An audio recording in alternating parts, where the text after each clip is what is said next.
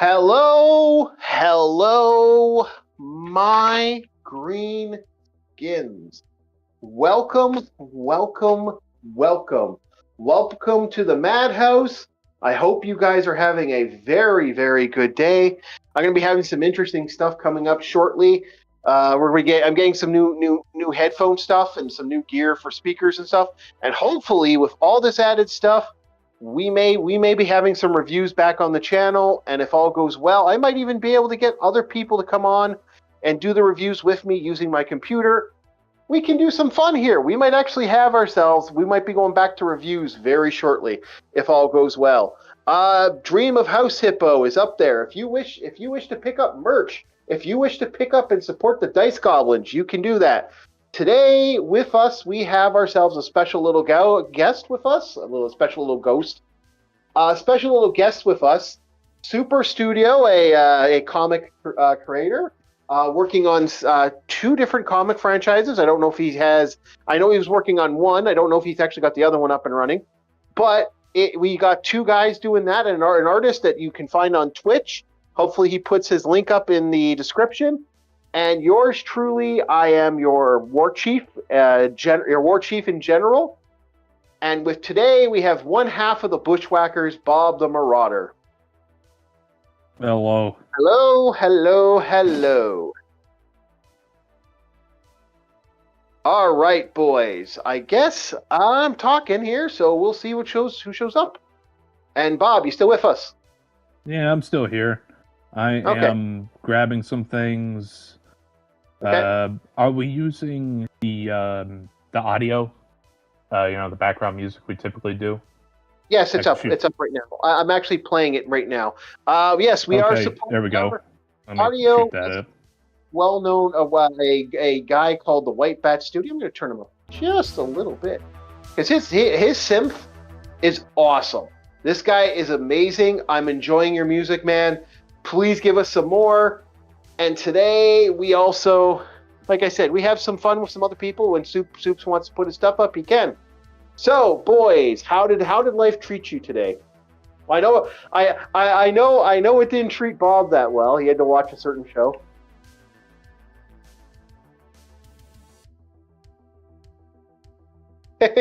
I'll let Soups go first. Soups, you with us? It looks like we might have lost Super Studio. Oh, well. Soup, so when Soup comes on, you can come back on. Oh, wait. Bob, how was your day? I was muted for a moment. It's like, wait, what was it supposed to talk about? Well, we could talk about a lot of stuff here. We're actually going to break it down right now. But today he was asking, how's your day? How was your day? How's life been treating you so far? Uneventful, that kind of stuff. Well, do you want to bring up anything for your? Do you want to bring up anything for the work on Twitter and stuff? Are you finally on your second comic? I know you were working on one comic now. I don't know if you got both going. Still prioritizing the first one. Okay. All right. So. All right. Well, hopefully we. Okay. Well, hopefully we see something soon coming from you on that one. Again, you could put your stuff in the description for us. And we can get, so we're going to get started on the show. Put your stuff not in the description, put your stuff in the channel, and we will get going with the show. So first thing first tonight. My Patreon? Yeah, get your Patreon up. So first things first. I guess we'll talk about, because I know Soup's is here for one main reason. But we're going to talk about something quick. Our first segment is the fun that I like to call, what the fuck were they thinking? Cartoons. The Digimon movie. Digimon, digital monsters, Digimon, the champions. Okay, so this was an interesting thing that happened back in the day.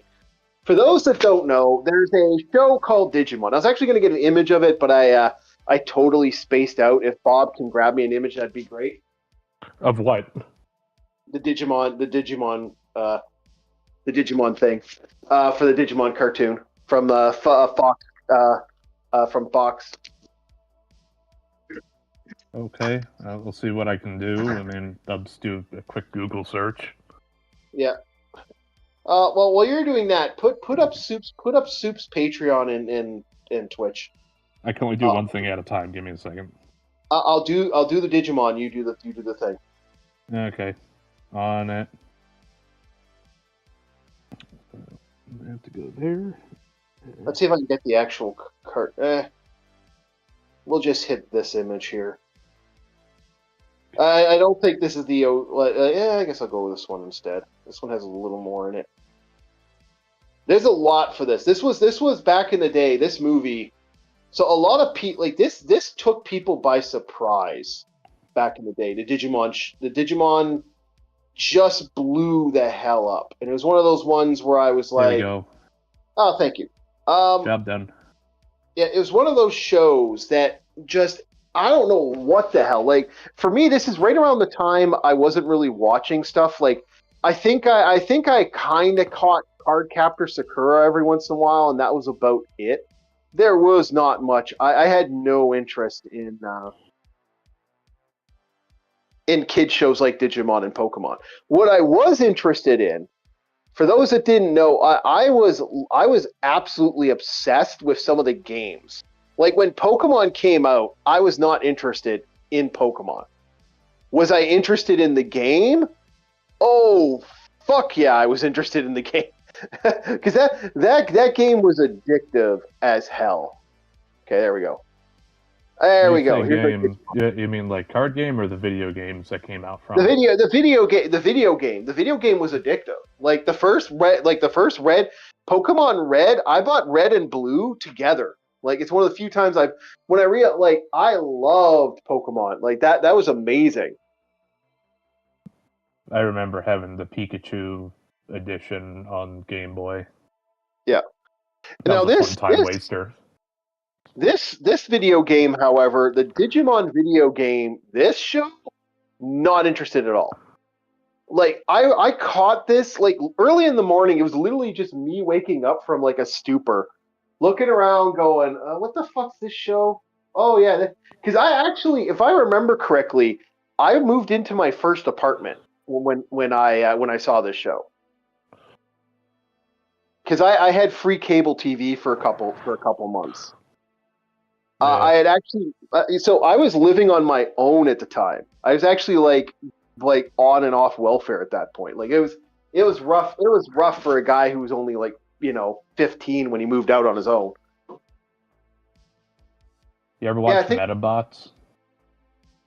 I saw some Metabots. That wasn't my thing. Like usually it was not the greatest show ever, but it was an interesting twist. I did watch it on Retro Crush. Was this before or after I moved out? Because I know I was out when I was 16. I think I was officially in my first place. No, I was 17 when I was in my first official apartment, like by myself, like with no roommates. Like I was 14. I was 14 when I was living with my old man.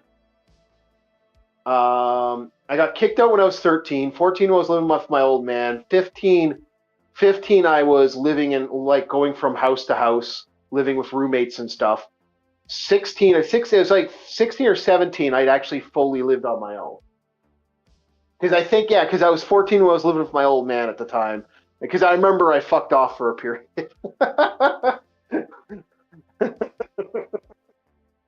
So, yeah, no. Yeah, I'm trying to remember exactly when I watched this show. And I'm pretty certain I had just got my own place. Or just before I got my own place that I watched this. Yeah, because that was right around the time Yeah, because I hadn't gotten my first TV, and this was the first show I ever watched. I bought my first TV with my own cash. That was like a milestone when I was a kid. And, yeah, because Yeah. Outside of memory lane, what's this deal with the Digital Monsters movie? So back to me trying to remember my traumatic life. This was an interesting, fascinating show for me because of the fact that it came out at a time and blew up. Like, this was Pokemon's bitter rival for a long time. And some people still say the Digimon games are still better than the Pokemon games. I'm 50-50 of it. I've played these games. But what we're focusing on in particular is the movie. Because the movie is a what the fuck moment ever. All right, so 4Kids own the property to this show, Digimon. And it was very interesting at that time. Because 4Kids was interesting. I don't know if you ever heard the Luffy rap, the One Piece rap. Dreaming, got give it up, Luffy. No, I never heard of it, but I am familiar with 4Kids. When I was growing up, it was all over the place. Look up the 4Kids One Piece, and it's bad. Okay. It's bad. Okay. I'll do it, and you get to hear my reaction. Mm-hmm. Okay. Soups, do you remember 4Kids? Oh my god. Oh my god, that was fast. The first thing to pop up was One Piece. Oh, wow, that was fast. 16 years ago.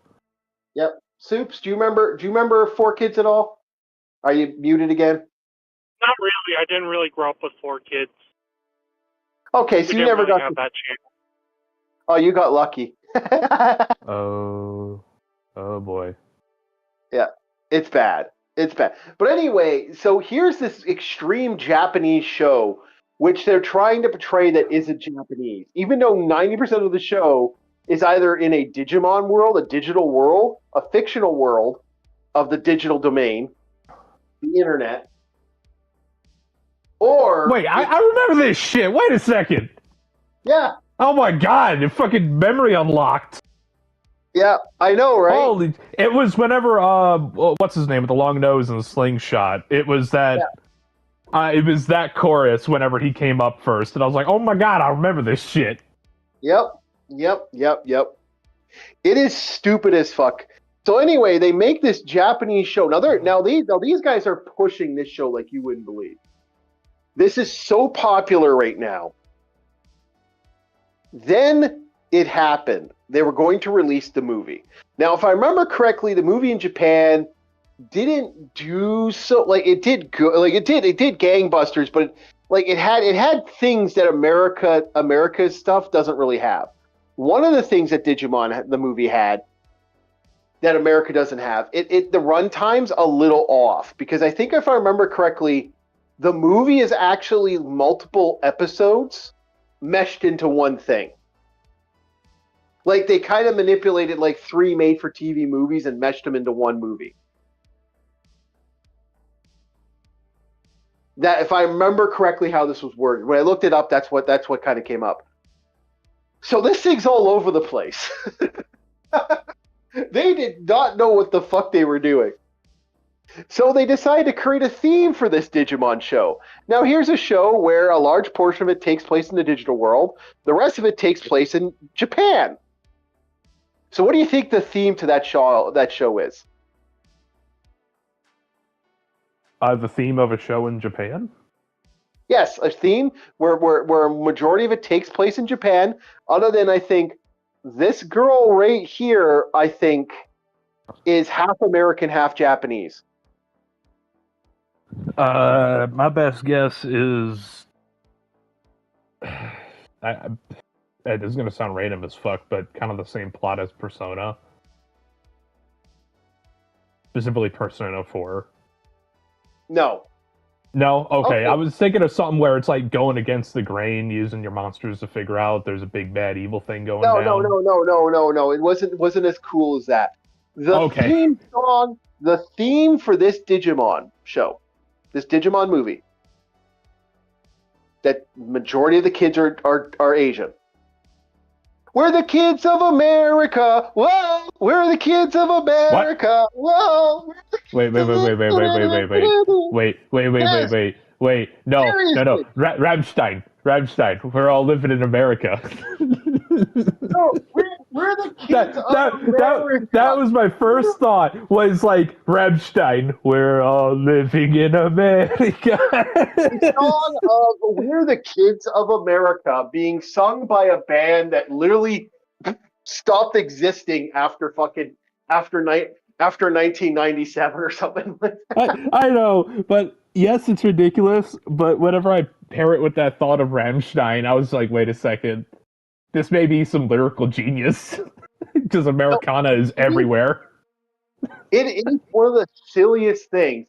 They literally took a song that existed in, I think, the 80s, changed it, and used a band from like a modern pseudo band that doesn't exist after a certain point. I think it was the band that sung the song, "If You Steal My Sunshine." Like, this is levels of stupidity put up. So now, right there, that is amusing as fuck. Like, they Frankenstein the movie, but they cut certain stuff because they didn't want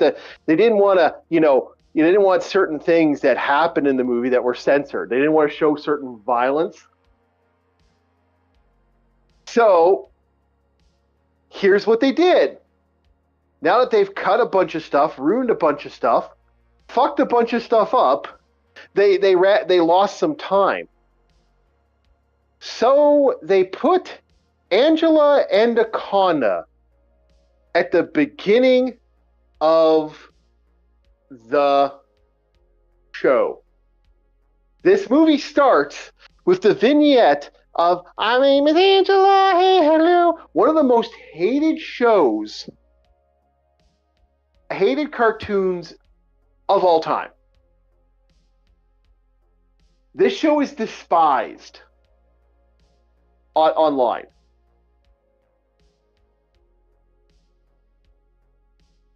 And apparently, due to that, there's a rumor going around that apparently a kid's parents got divorced over this because the kid thought he was going to the Digimon movie when this popped up. When this other show, Angela Anaconda, shows up, parents thought they were in the wrong movie. They started arguing. They left the theater before the actual movie started. Then this started a big fight that they didn't have, and then they moved out and had a divorce. That's the story.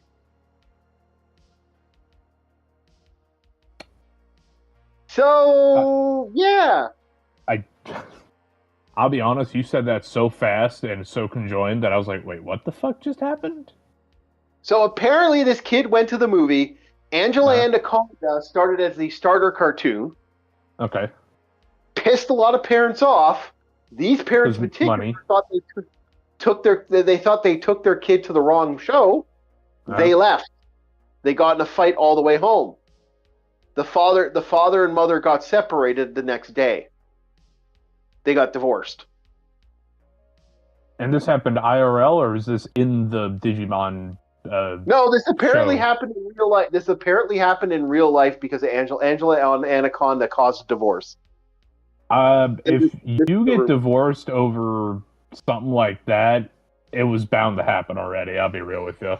Oh no, probably something else was going on in the background, but that was. I guarantee it. It's like usually happy relationships don't end like that over something so minuscule like a mistake. But that is the amusingness of this. This show. I don't know what else to say. It's one of the most funniest things. Like this is why what the fuck. This was a what the fuck moment in history. Like,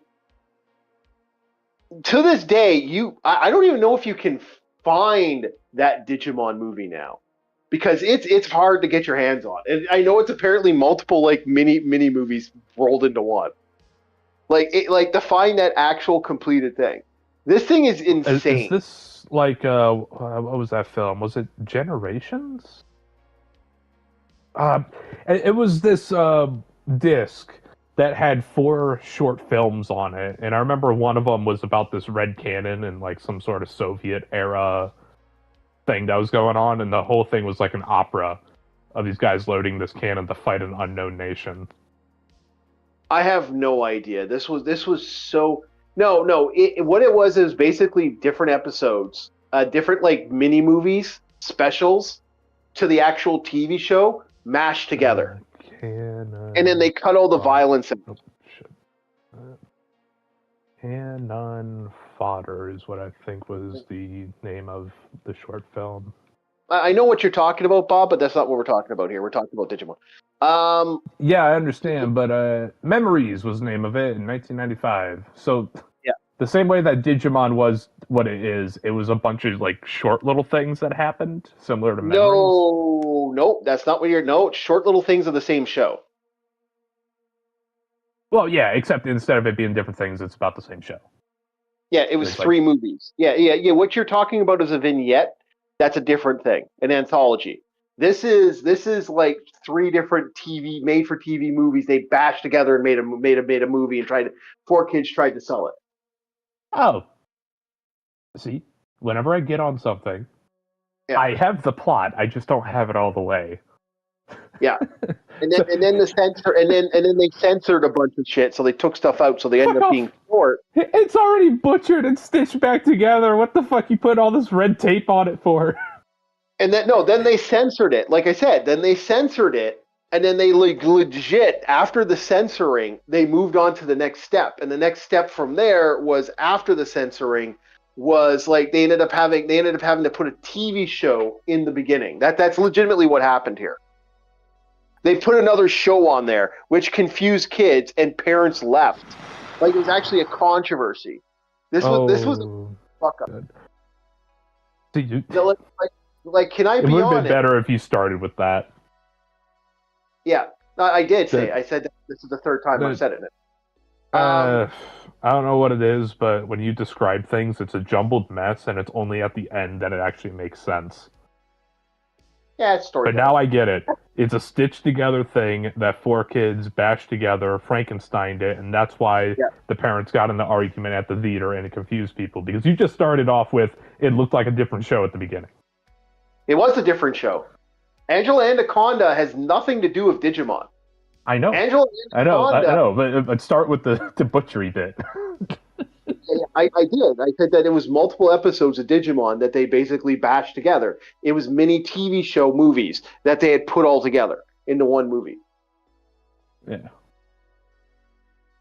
They again, it actually in some ways the weirdness and the fucked upness of that Digimon actually served a purpose. It actually proved a lot of people understand this actually shifted everything in a big way. I'd imagine it would. Yeah. If this didn't do anything, then I'd be a little more concerned. Thank God, because they got their hands on Evangelion and they got their hands on Naruto. Both of those shows, if they would have got the 4 kids touch. Oh, I see. Yeah. Yeah, like.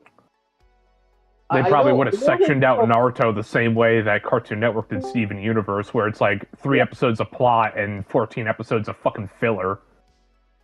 Yep. Okay, so hello, Arus. We are talking about the Digimon. We are starting our first conversation about the Digimon movie, and then we're going to get to the WB sales for Super Studio. We're coming up to that next.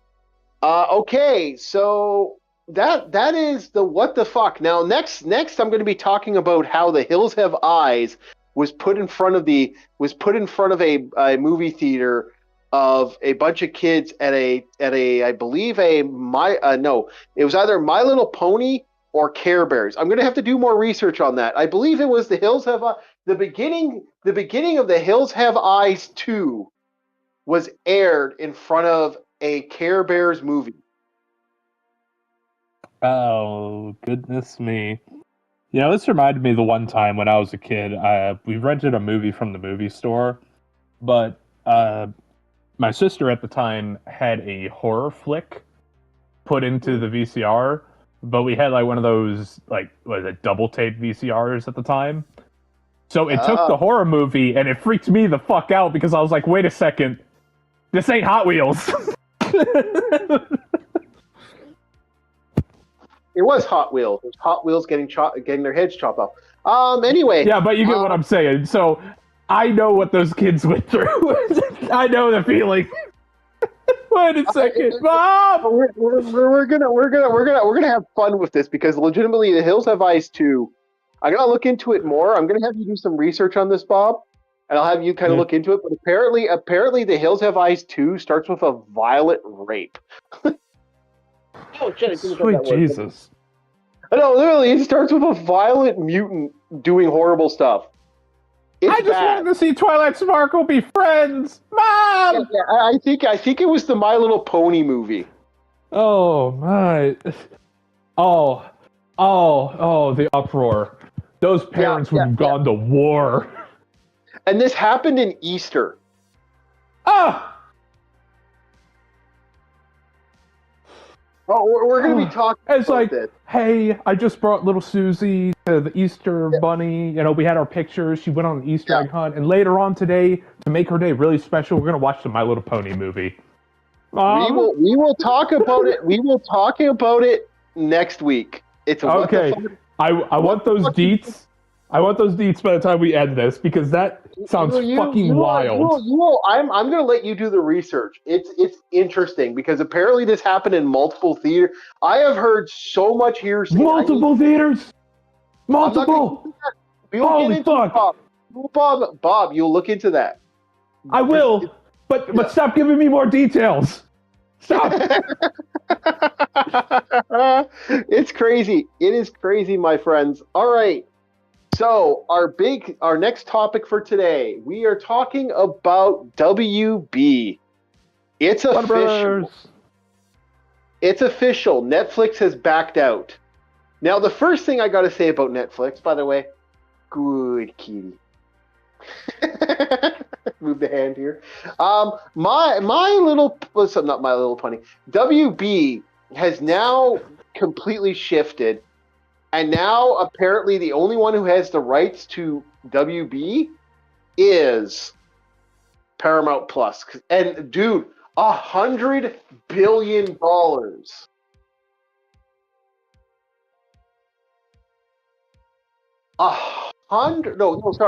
Yeah, it was $100 billion. Imagine a $100 billion sale. Of? WB. The studio itself. Yes. Very well. Okay. Crazy. Sorry, the reason I had to specify that is because sometimes they'll sell just like a property. But no, they are the property in this case. Okay. Mm-hmm. I see. Yep. So no, that is insane. Soups, your thoughts, man. That's why our special guest Soups has some topics on there. Come on in, bring it up, man. What are you gonna say? What's everyone's opinion about Paramount buying Warner Brothers? What's everyone's opinion on this right now? On Paramount? Like, what's your opinion? What's my opinion right now? My opinion is, I don't know how I feel about this. It's very interesting because this now puts CNN in the hands of in the hands of Paramount. I'm not a fan of Paramount for a lot of stuff they've done. I fucking hate what Kurtzman has done to Star Trek. Like, Kurtzman is he the one behind Academy? Is he the guy behind Academy? Is he the reason? Yes. Like, the usual suspects are complaining about it, saying that, oh my gosh, now it's going to be far political side that we're not supposed to really talk about in the stream. But it's like, basically, it's like, I have no idea why they're complaining. Where it's like, if they've seen half the stuff that Paramount has done, it's like, it's not going to really be that much better than Netflix.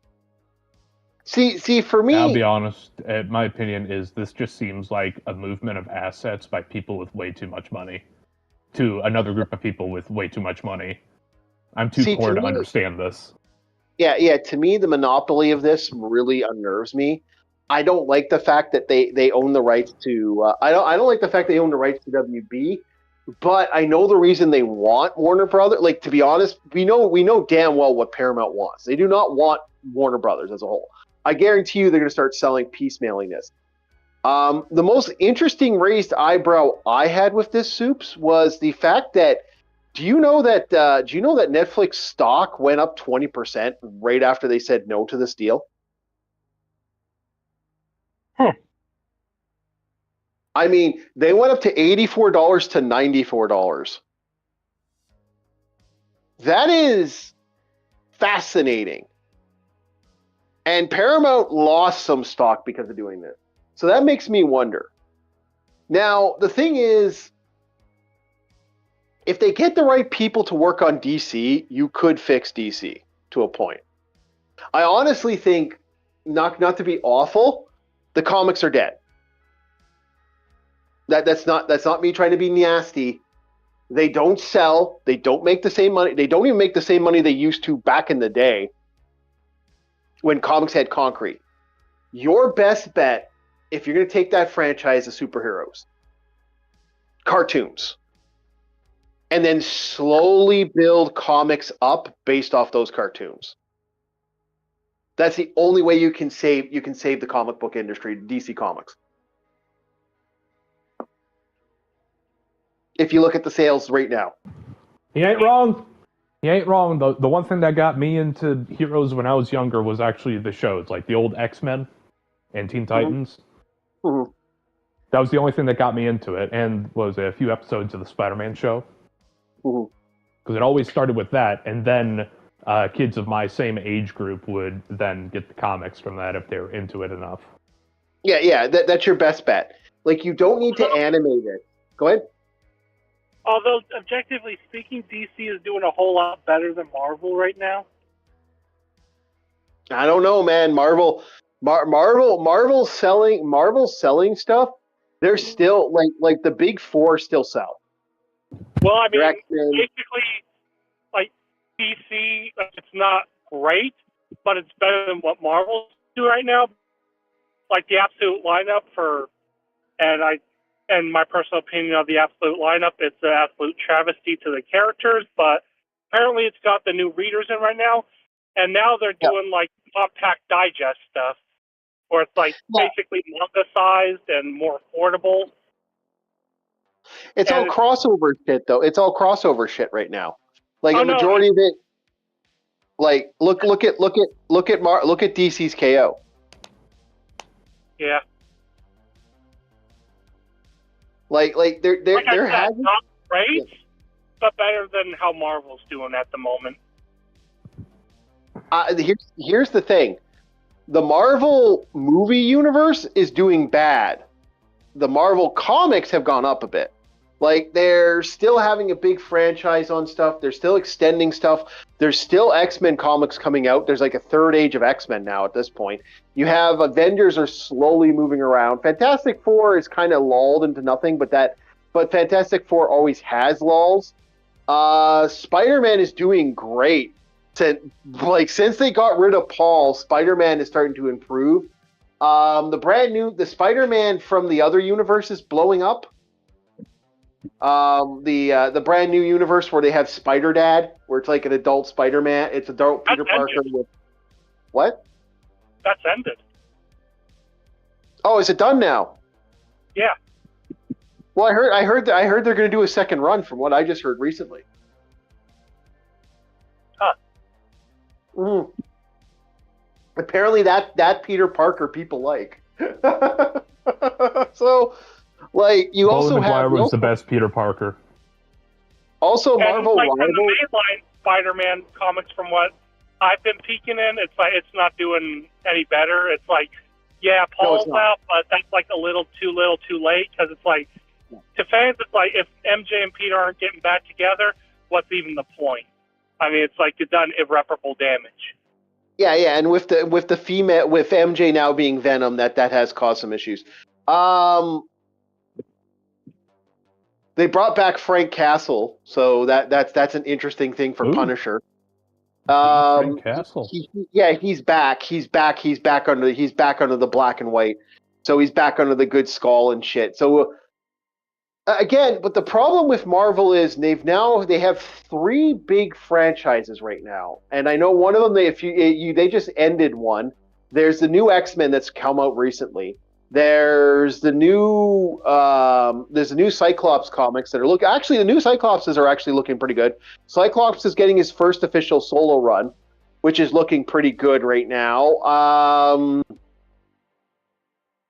Wolverine somewhere. I don't know what's going on with his stuff. I've heard they're doing stuff with Wolverine again. We'll see what happens. Like DC has always kind of been a little like the thing about Marvel and DC. The big three have always outsold everything. This is the first time I've never seen the big three really selling like they used to. Wonder Woman, Batman, Superman. They're not selling like they used to. Even in the absolute universe shit, they're not really selling like they used to. They're still selling better. Like, there are readers watching this absolute franchise, and they like it. I'm not a fan of it. Myself, I totally agree. But the truth is, compared to manga and anime, and I'm going to say it again, compared to manga and anime, because basically, I hate to say it, what are comics doing right now?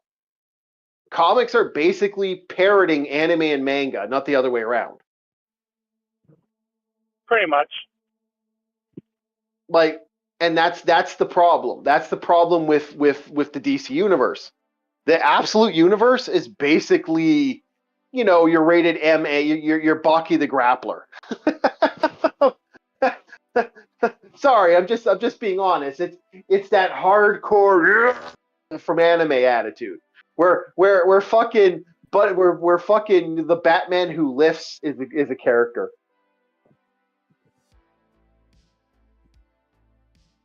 Fucker stands over fucking 7 feet tall or something like that. It's like, what the fuck? Oh, you're talking absolute Batman? The one Batman that's actually built like old school Bane, and then Bane is just a mountain of muscle. Yeah.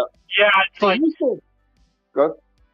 Like, I wonder if you guys, seen the video where Joker's doing his plans, and then Batman comes, it's absolute Batman comes in, and Joker's like, "Hello, Batman! It's about time you... Holy shit! Who the fuck are you?" Yep, I've seen it. Yeah, we've seen it. It's great.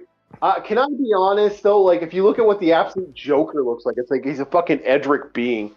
Yeah, and they just released Absolute Scarecrow recently, and it looks like R-rated Coraline, honestly. Yeah, and then they got Absolute. Then they just revealed Absolute Green Arrow is a serial killer.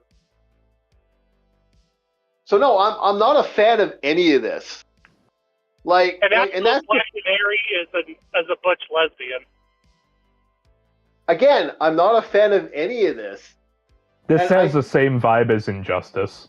I'll be real with you. It's them trying to turn these heroes into edgelords. It's lame. You know what? At least Injustice wasn't bad. Like, it was a decent read. Well, I was talking about the video game where it's like, oh, look how cool and edgy the characters are. I'm talking about the actual comic. The actual comics weren't bad. The comics were not bad at all. Okay. Yeah, all I know is the video game, and I'm like, why do these motherfuckers gotta have the same edge factor as Mortal Kombat? What the fuck's going on here? I actually will go as far as saying the idea of Superman like Joker snapping Superman and breaking Superman, a man who morally can be, he is human. He has motions. If you did that to Superman, I think that would push him. And he's had moments where he has broken. And when you break a god, look the fuck out, because that god will fucking break you. I would say, if a god can be broken like that, then he is no god.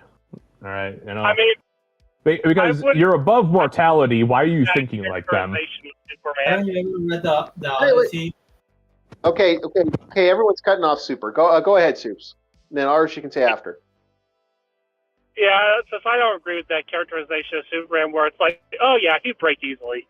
Like, just kill Lois and, well, screw humanity. No.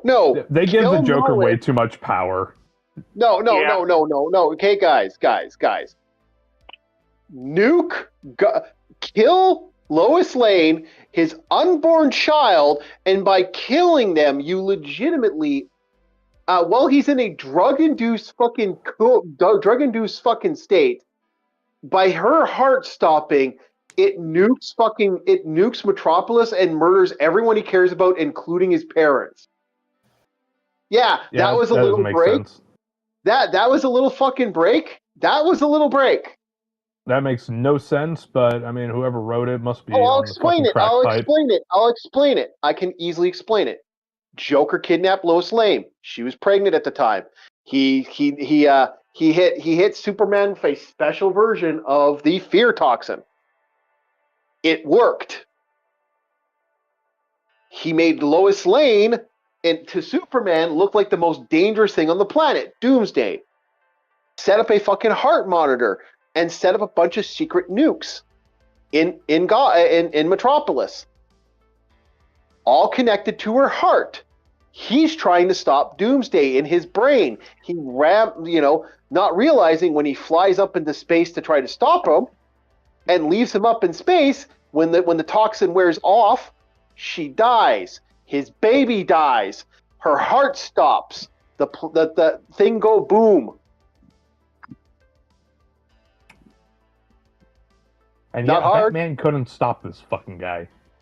Batman did eventually stop him. Batman is so fucking useless. I don't know why people still like him to this day. Batman, Joker went MIA for a long period to do this. It took time for him to plan this. Like a long time. No one knew what happened to Joker. Everyone thought Joker was dead. There's always a fucking excuse in these goddamn books. Comics where Manchester Black, killed Lois in front of Superman. Yeah. Basically mocked him and all that kind of stuff. Mm-hmm. But Superman didn't break where it's like, as soon as I put her to rest, it's like, you are going to jail and prison and all that. He's like, wow, you really are the real thing. Do that to somebody, and then see how they snap. As for Bob saying gods don't fucking break. Yeah,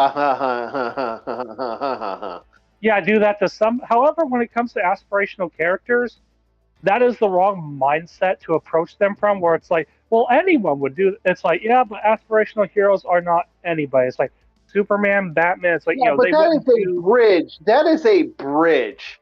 And for him to snap, okay, now here's the thing. For him to snap and kill the Joker, and if that's all, if certain people hadn't turned on Superman right then and there, it wouldn't have shifted. That's the problem. It was that slippery slope that made. I will defend the injustice a little bit, not for everything. Because there's stuff he did that that was even I'm like, that's too far with Superman. And I don't deny beyond mortality. Yeah. I still will never understand that.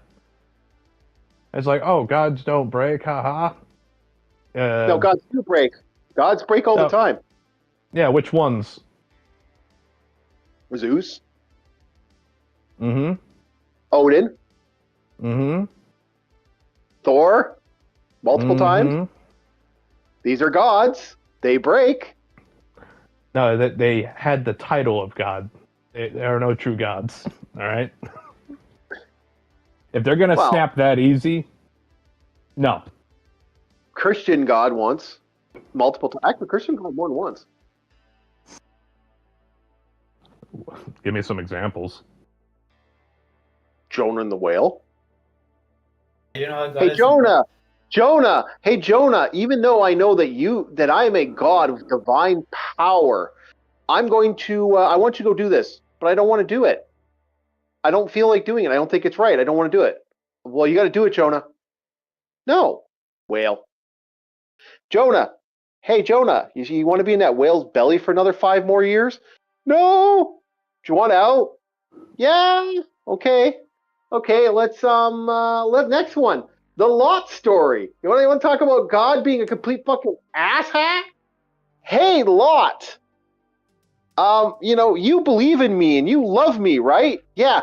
But Satan came up and said, hi, how are you? And hi, how are you? He said to me that I could fuck with him and he's going to turn on you. So I decided to, do you want me to keep going? Yeah, by all means, keep going.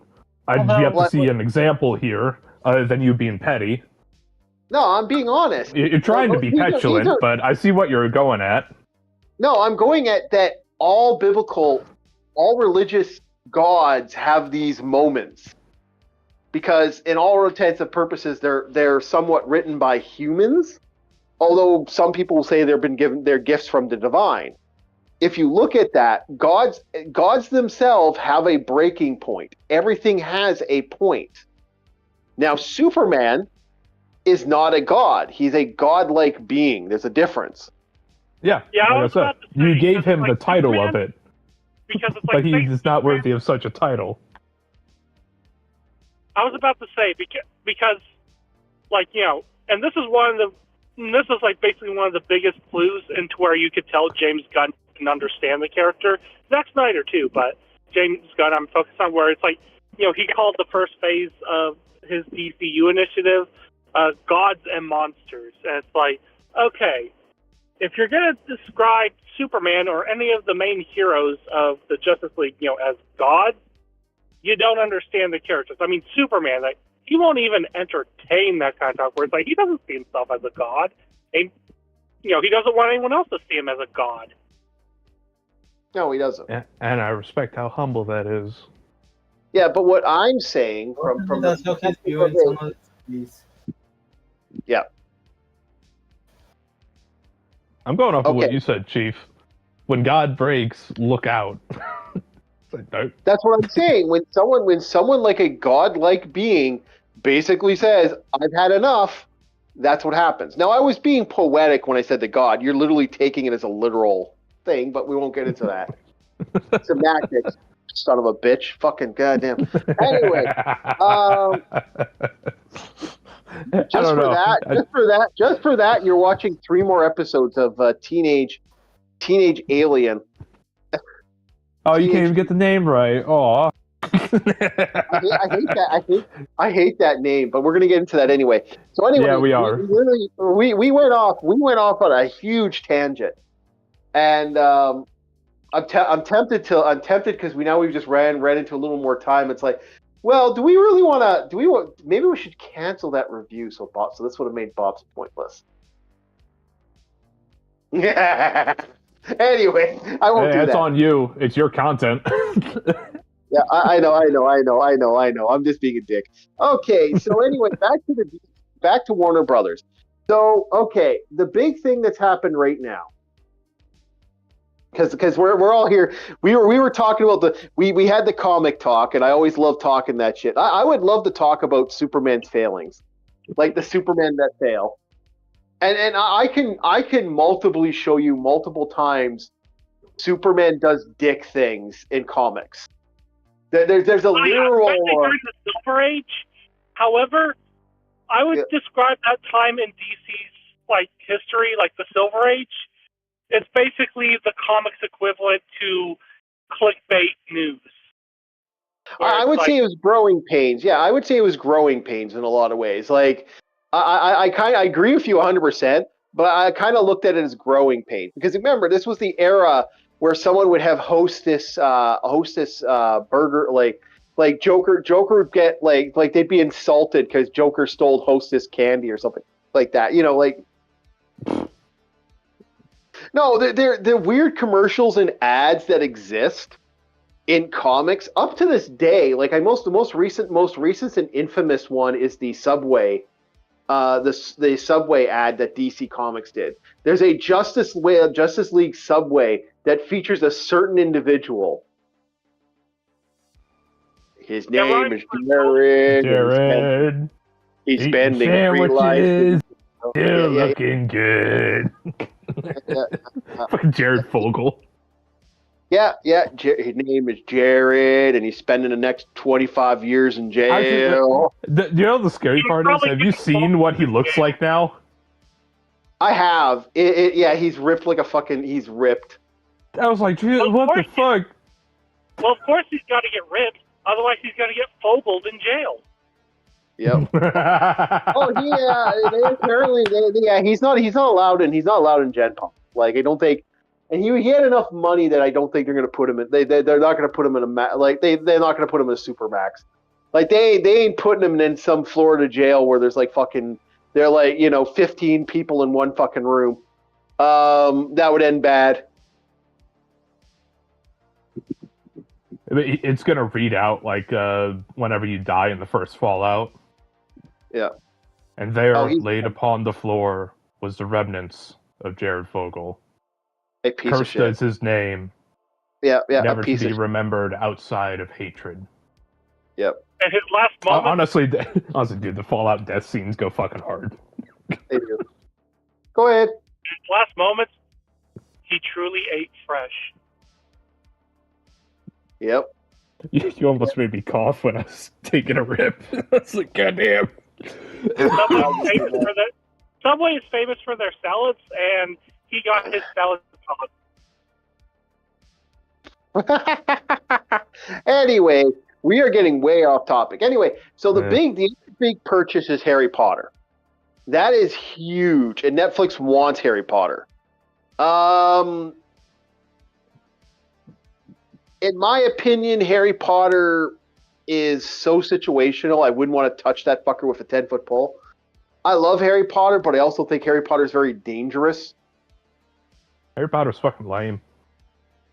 Yeah, no, it's good. It's good for what it is, but it's a dangerous franchise. It's not because I'll be honest, man. D&D wizards are cool. All right, they're way cooler than the fucking Harry Potter wizards. Yeah, anime wizards are absurd. Well, Harry Potter's is something people grew up with, but it's a franchise that should stop.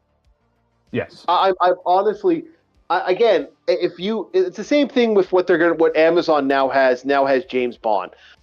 I don't want Amazon to have James Bond, especially because the rumor is they're getting the person who did Rings of Power is going to be working on James Bond.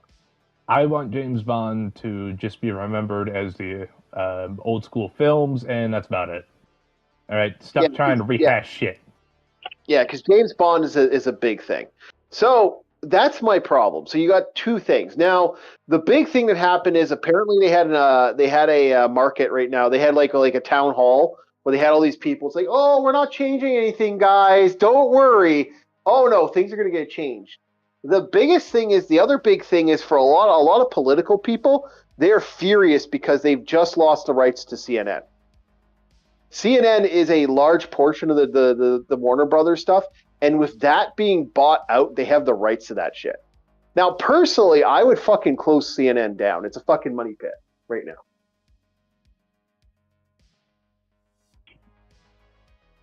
And that's my ESPN is still worth money, and definitely fucking run the mile long with that.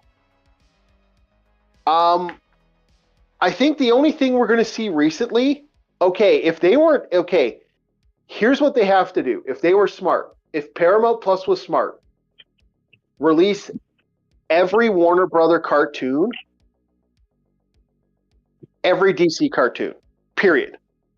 It's on there. You put that on your streaming service, you will get people showing up to the show. Are you kidding me? Classic fucking all the that includes Powerpuff Girls. That includes, I believe Cartoon Network, other stuff. That includes a lot of stuff. That includes a lot of shit that would fucking legitimately get people's attention. You release all that and you release all the Warner Brother movies on there. Oh god damn, that right there, like that solar fucking beast would fucking blow up. They'd blow everything up. And that's my opinion. So, Bob, what's your thoughts on this? On what? Well, actually, you kind of said your thing. You know what, Soup? Say your piece, man. We gotta say. What am I saying my piece about exactly? Well, what's your thoughts on this? Do you think it's going to work? Do you think it's going to give us what's going on? Basically, it's just going to be run. It's going to be the same situation. ran by people who don't understand the characters or the IP that they got. I mean, look at what they've done with Transformers. It's like, if they screw up Transformers that badly, I don't want them touching DC. Well, yeah, that's the thing. I don't want anyone touching DC right now at this point. Like I said, their best bet with DC is to reboot the cartoon franchises, get them up and running, and then build comics around those. That's your only saving grace right now with DC. Because I think DC, they can't win against manga and anime. And I truly believe, look at what's happening with Marvel now. Marvel is selling off their superheroes to fucking manga and shit. Their superheroes are being slowly bought by fucking stuff. We're gonna start seeing comics being made not in America by fucking Marvel. That's a scary thought.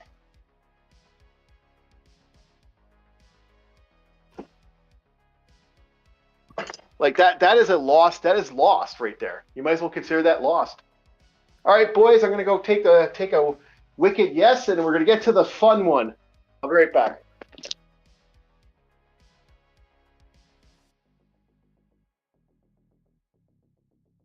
Okay.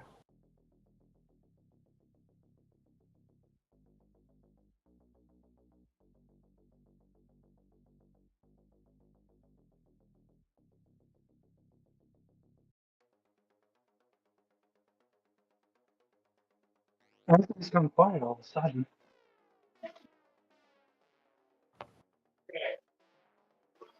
So we're going to be talking about next. Sorry about that, guys. I had to use the washer. All right. Waiting for the next thing to show up. Tattoo teenage alien fighters from Beverly Hills. Oh boy. Oh boy.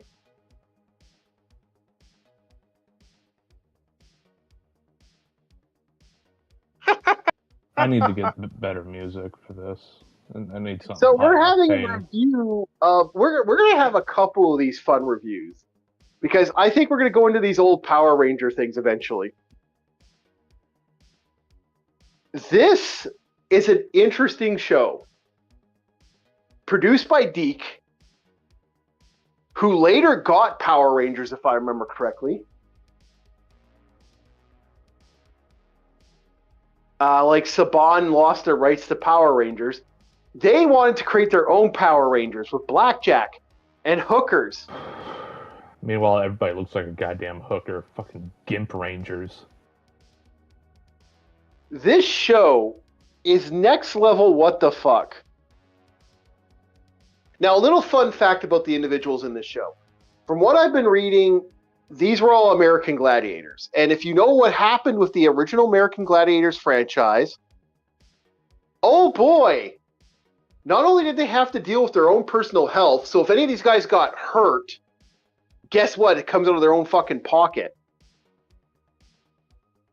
We have another fun thing that happened to these guys. Apparently, they were legitimately didn't get any funding, and they signed away their likenesses. So any toys, any franchise, posters, magazines, anything that they legitimately did, they did not get a fucking cent of that. According to my research. Okay.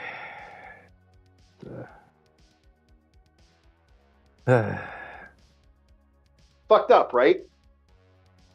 So here comes Tattoo Teenage Warriors, and I think a large portion. I think three of the four of these people. I don't know who it was American Gladiators.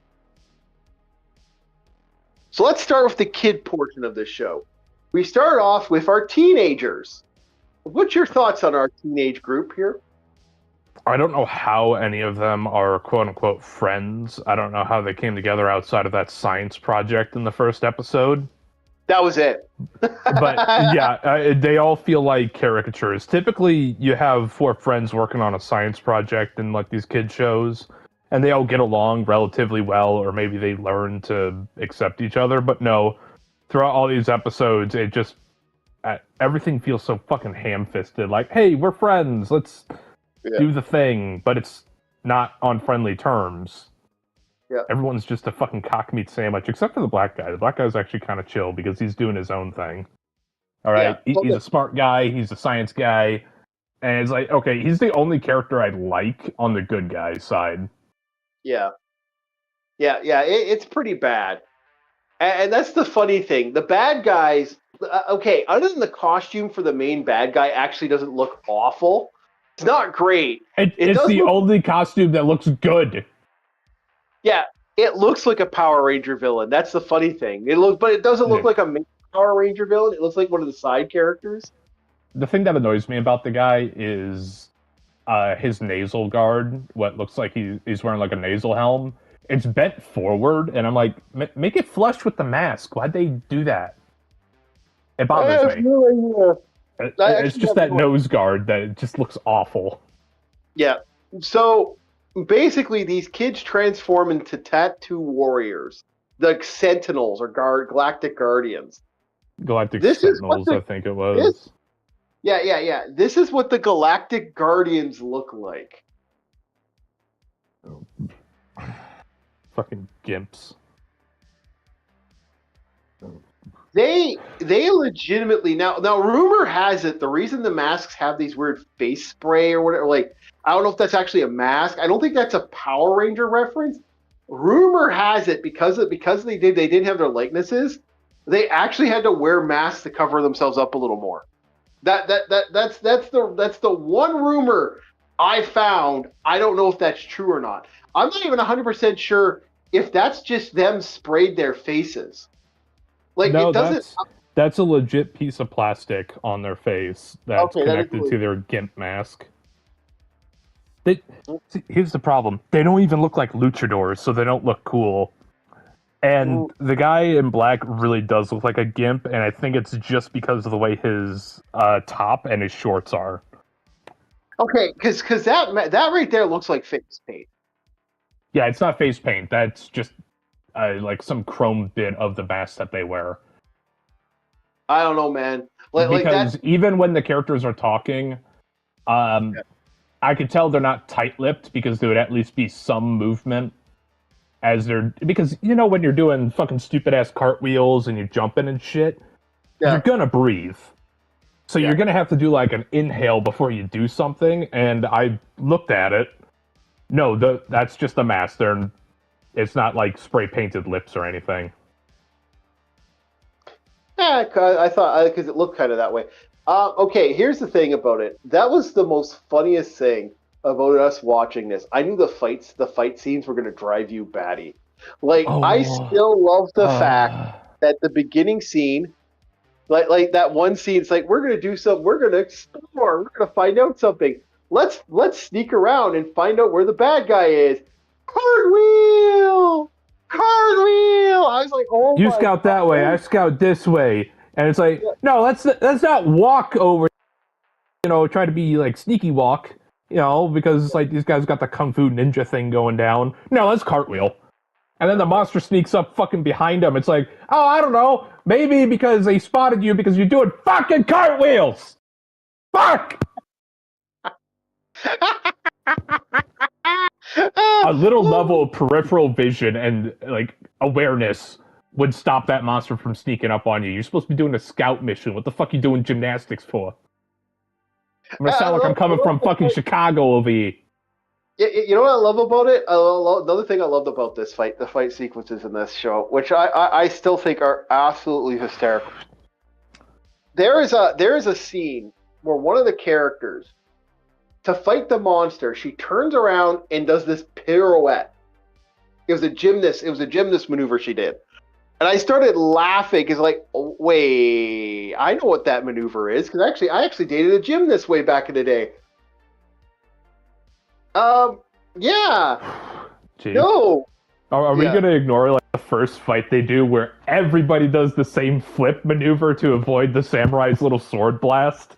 Yeah, I'm like, okay, first two characters, okay, and then when it got to the third and fourth, I'm like, stop. Stop! You don't all have to fucking jump. Yeah, they all do the jump splits, which is basically a gymnast thing.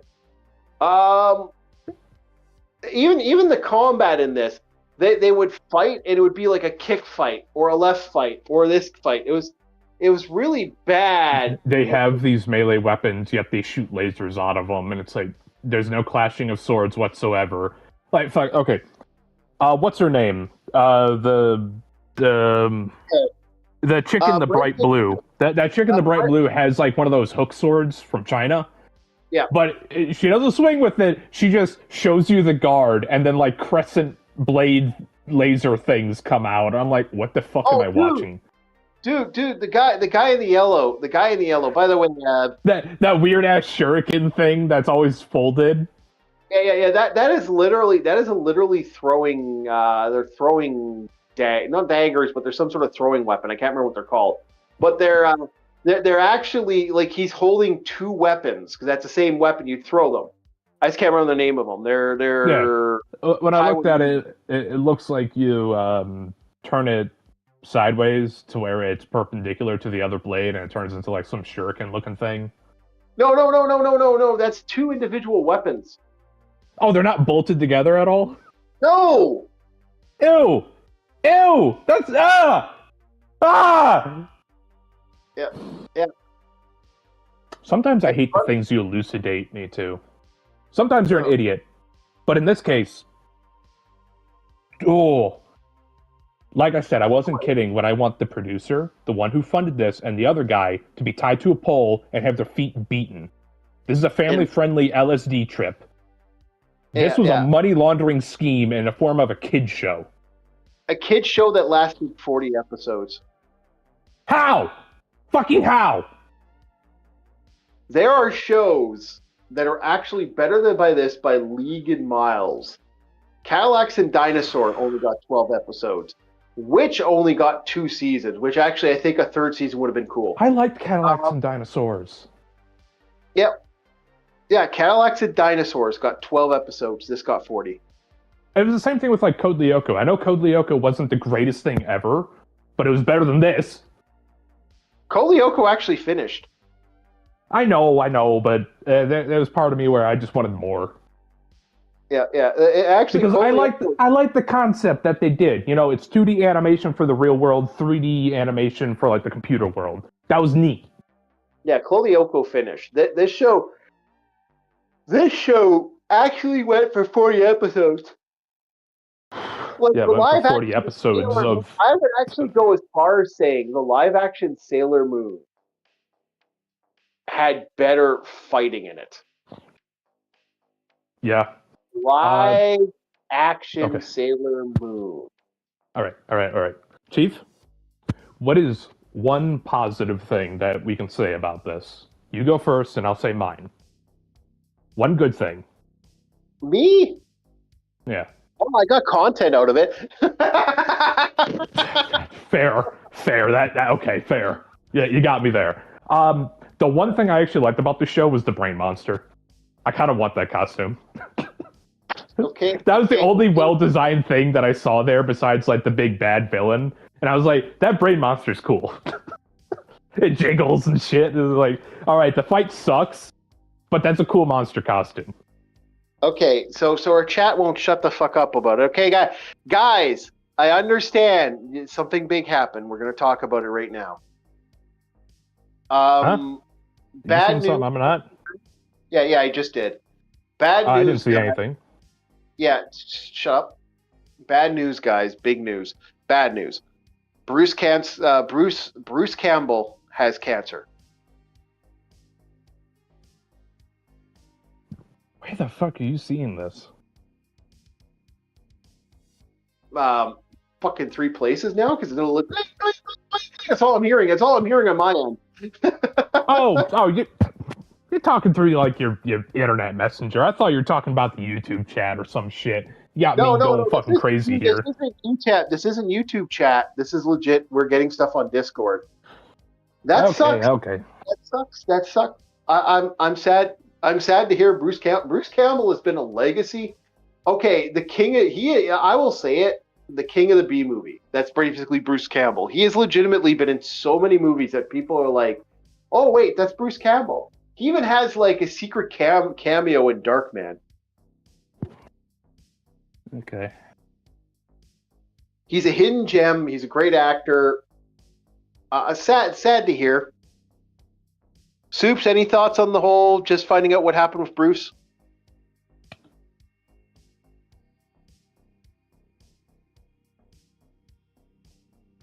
This is the first I'm hearing of it. Yep, it just popped up. His Twitter has now announced it. As we casually hear a heartbeat monitor in the background. Yeah.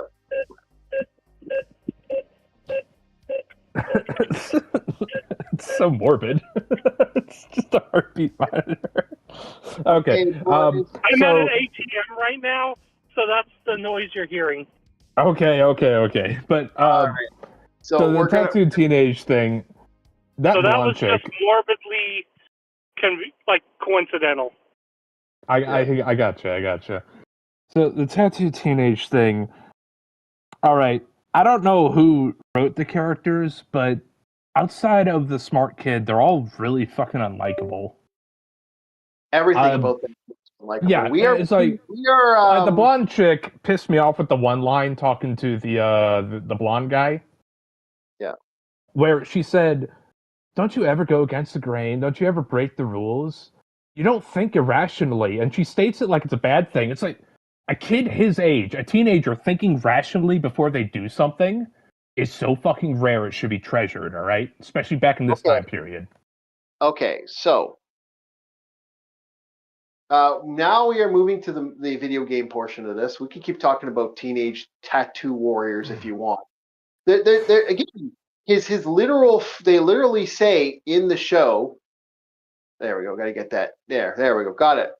I know Captain Planet was a psyop, but this really felt like a psyop. This is family-friendly LSD. Oh, Captain Planet is one of the most fascinating things on the like that is fascinating if you know the story of Captain Planet. Oh yeah, it's a complete psyop to beat other business competitors, try to drop their stocks. It is actually one of the most interesting things if you know the story, and it's something I definitely need to talk about one of these days because it's actually really. Yeah, I found that out more recently, and because I didn't really pay attention to Captain Planet, I just saw him as a joke.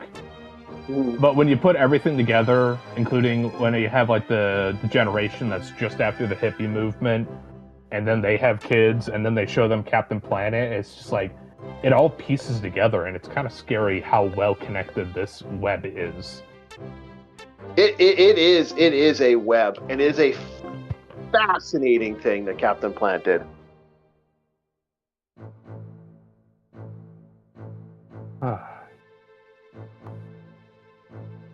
But you know it's bad whenever somebody first watching your show is actually rooting for the villain in the case of the teenage Beverly Hill Kids. Because he's the only one that not only is filmed well enough, he has decent lines for a villain, and his costume design is on point compared to everyone else. You don't want that. Like, yes, you want your villain to be intimidating and have all these features, but you also don't want him to look far better than your heroes. Yeah. You want to try and keep it equal. Like, yes, he's menacing, he has spikes, he's like, muah! And you also want your heroes to be like paragons, but look cool in their own way. There's nothing cool about these teenage tattoo fucking wielding losers, alright?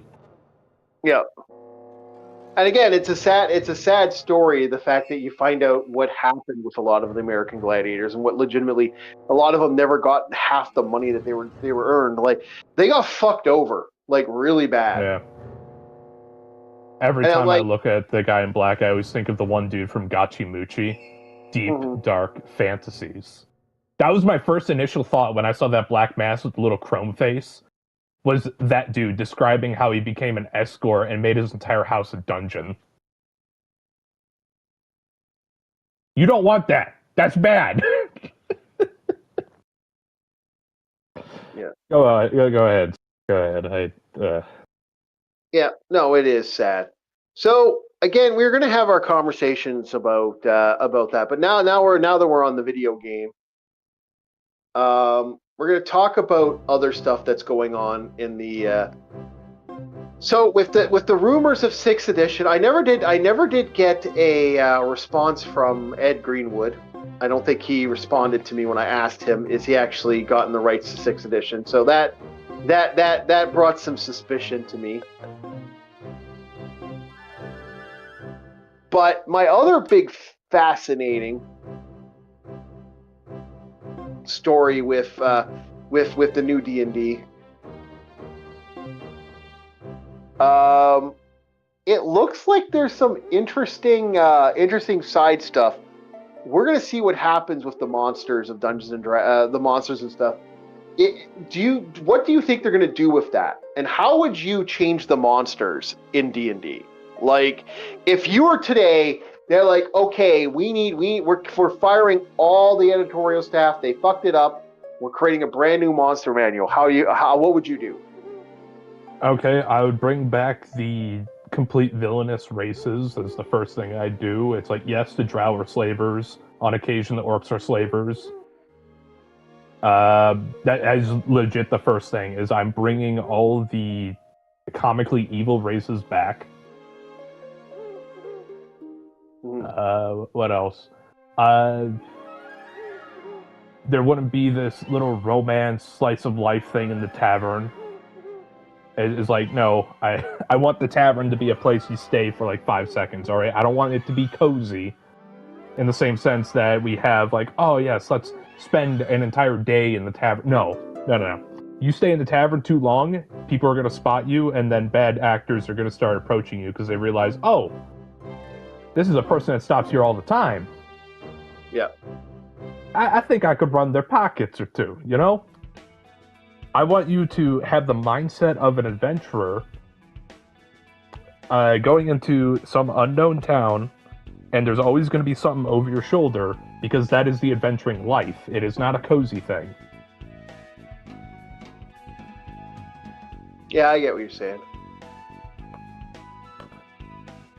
Because I hear way too many stories of people just basically having a fucking Doki Doki dating game in the fucking tavern. It's like, no. Stop. Taverns are not that nice, alright? If you ever been to a bar in St. Patty's Day, they're not that nice. Well, actually, okay. It all depends on the tavern, and it all depends on what you're planning on doing with the game. That would be my response. You know those big city taverns that may cost a little pretty penny also is going to have a side biz. See, they don't want, here's the thing about that. Okay. Just to kind of give you a little 411 on taverns and stuff in the settings. Mm-hmm. In D&D, you have to take in consideration a lot of these places. They have to make them comfortable, because you want an adventuring party to show up in your place and give as much love as humanly. Yes, you do. This is but game. Sorry, I think I'm having the same philosophy of like a fast food restaurant or a buffet. You want them there, you want them to spend the money, and you want them out. But this isn't from the business perspective. This is from like, because we all know how the DM is now basically a prisoner to the players in modern D&D. That's why I want. I've heard many stories. I've heard too many stories. And the point I'm trying to make here is give the DMs who don't know what the fuck they're doing an out. You get what I'm saying? Where it's like, okay, yeah, that's the whole point of this. As a writer of the book, if the DM maybe isn't as bold as somebody who's as experienced as you, it's like, hey, you're in this tavern, it's nice, but you have been warned when you entered the town that some of these people will take advantage of adventurers. So don't go alone at night. Stay here as long as you need to. Get a quest, move on. You know? Because you asked as a writer. I'm not asking as like a universe maker. Okay, I see what you're saying. Me as a person who looks at it from that, I think I would just pull the 2nd edition book and flip it on the table. So pretty much what I was doing, except dragging my feet about it. But yeah, Return all the original lore to the monsters. Pretty much that's all you really have to do. Don't make the fighter as useless as they always try to make them, because that's another fix I'd do. Dual classing will be far more difficult, because dual classing is piss fucking easy. Cantrips, for one, are too broken. Need a fucking nerf. Oh yeah, no, they need to go back to having those spells be first, second, third spell. Exactly. Yeah, like the fact that you can make a magic missile is considered a cantrip now is absolutely absurd. Yes. Yeah. That's what I'm saying. It's like we need to open this up like it's a goddamn Street Fighter manual and fix some shit. Really do. It's like, what do you mean you could zonk the faint Arahado with that move? No, you're not. We're fixing that. So now the big question with a lot of stuff is, with what they've been doing with the now we're going to give Super something to talk about, because we're going to give everyone a piece of the puzzle here. If we were to fix, if you're given the hands of an absolute superhero, which absolute character would you make, and how would you make it? Soups.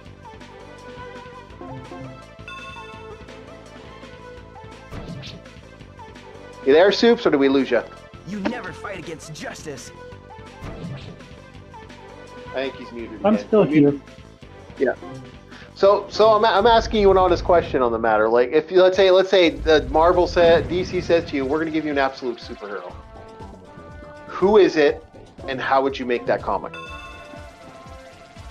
What? Hold on, guys. Yep.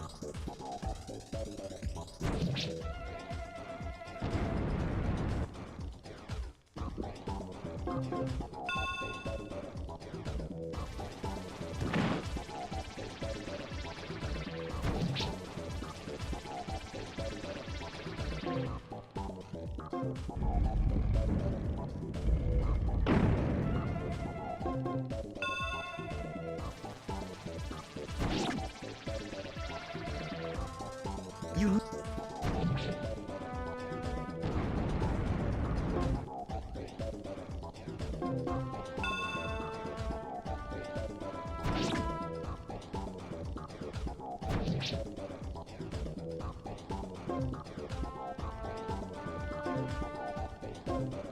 Okay, wait, as we're waiting for Soups, I guess, Bob, you got a superhero you want to add to the Absolute Universe, and how fucking weird, what character you're gonna do? Okay, Absolute is DC, so I gotta remember only DC guys.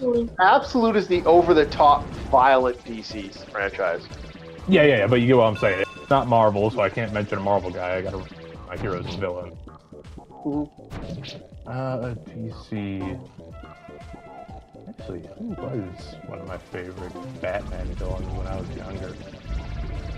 Can't be a villain. You're going for a superhero. Oh, I have to go superhero. Okay. Yeah. And something that doesn't exist now. Okay. It doesn't exist now in the current writings. Yeah, in the current Absolute, yes. Okay. Give me a second. This is going to be a bit because I have to jog my memory a little. I don't know too much about comics. Okay, so they're following around. Did they get Flash yet? No, they haven't yet. The Absolute Flash is not out yet. Although rumor has it, the rumor has it he doesn't. He's already dead or something. Okay. Okay, that's why I had to ask. Is like, it'd be really wild if Flash has like some weird thing going on about him where he can't hold still. Yep. And yeah, because the Speed Force does like something weird in this Absolute version. I could even see a side story where when he was younger, he ran so fast, but the Speed Force did something weird and it peeled his skin off. Because I know Absolute stuff is absurd and ugh. But just imagine you run so fast that your cheeks peel off. Yeah, they actually recently, the Absolute Wonder Woman, they took away her powers, the last comic I saw. Okay. Yeah, I'd imagine Absolute Flash would be like ADHD on crack. The man cannot hold still whatsoever. He is always tapping his foot, tapping his finger. He still tries to be as friendly as he can, but that's the downside. Because I remember in the Flash animated series, was it Mega City? What's Flash's city called? Mega City. Mega City. Oh, Nitro. City. Okay. Metro City. Okay. I know in the anime, he actually remembers the citizenry. He knows their names, some of their habits, and hangs out with some of them. Even his one villain, the not Joker. Yeah. Yeah, he hangs out with him, and he genuinely cares about him. But I'm like, what if Absolute Flash, he wants to have a relationship with these people the same way as OG Flash does, but he just can't. Because he can't hold still long enough to hold a conversation with them. And he has to fight that constantly. Yep. I see what you're saying. Okay, that could be a thing. What's your thoughts, Soups? You're given an absolute character. I wouldn't touch any of them. I can't do anything with the absolute characters. It's not for me. Fair. Okay. I still think that idea with Flash is neat. There we go. It'd probably be the first time did the approach of that is because I'm sure everybody's had a moment where you talk to an ADHD individual and sometimes they can't really pay attention to what you're saying. Oh, so my idea is absolute Shazam. Okay. And my idea for doing Absolute Shazam is going to be an interesting one. I don't know how you guys are going to feel about this one, but Absolute Shazam, in my opinion, is going to be a character who actually is unfortunately his Shazam powers, he gets them, and I'm going to, instead of him being like someone that's incorporated this negative aspect, I'm going to have it being that it's not the gods, or I'm going to make it a different god entities. I'm actually going to base it off the Norse gods instead. That would be the way I would do the Absolute Shazam. Instead of it being all these other gods, that he empowers other major gods, like Odin, Thor, stuff like that. And have his contest to be... And have his rivals be the rivals of the Olympian gods.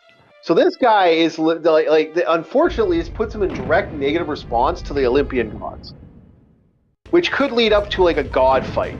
Could be a kind of an interesting idea where the two pantheons are going at it, which could reset the universe and then nullify the absolute universe later. Are you trying to put an end note to the absolute universe? Baby. You know what? I'll say fair, sir. Fair.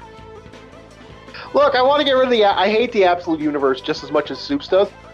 I again, and this is coming from. I think it's prime slop. That's what I think of it. It is the perfect slop. Yeah. I come from the era of Mohawk fucking. Age of War, right? Yeah. I come from the era of the. I come from that era. I don't know if you guys understand the era I come from. I come from the era where like characters were either super sexualized. I come from the swimsuit Marvel era, okay, for fuck's sake. Oh, I was expecting you to say you came from the era that looks like Fist of the North Star where everybody's rocking mohawks.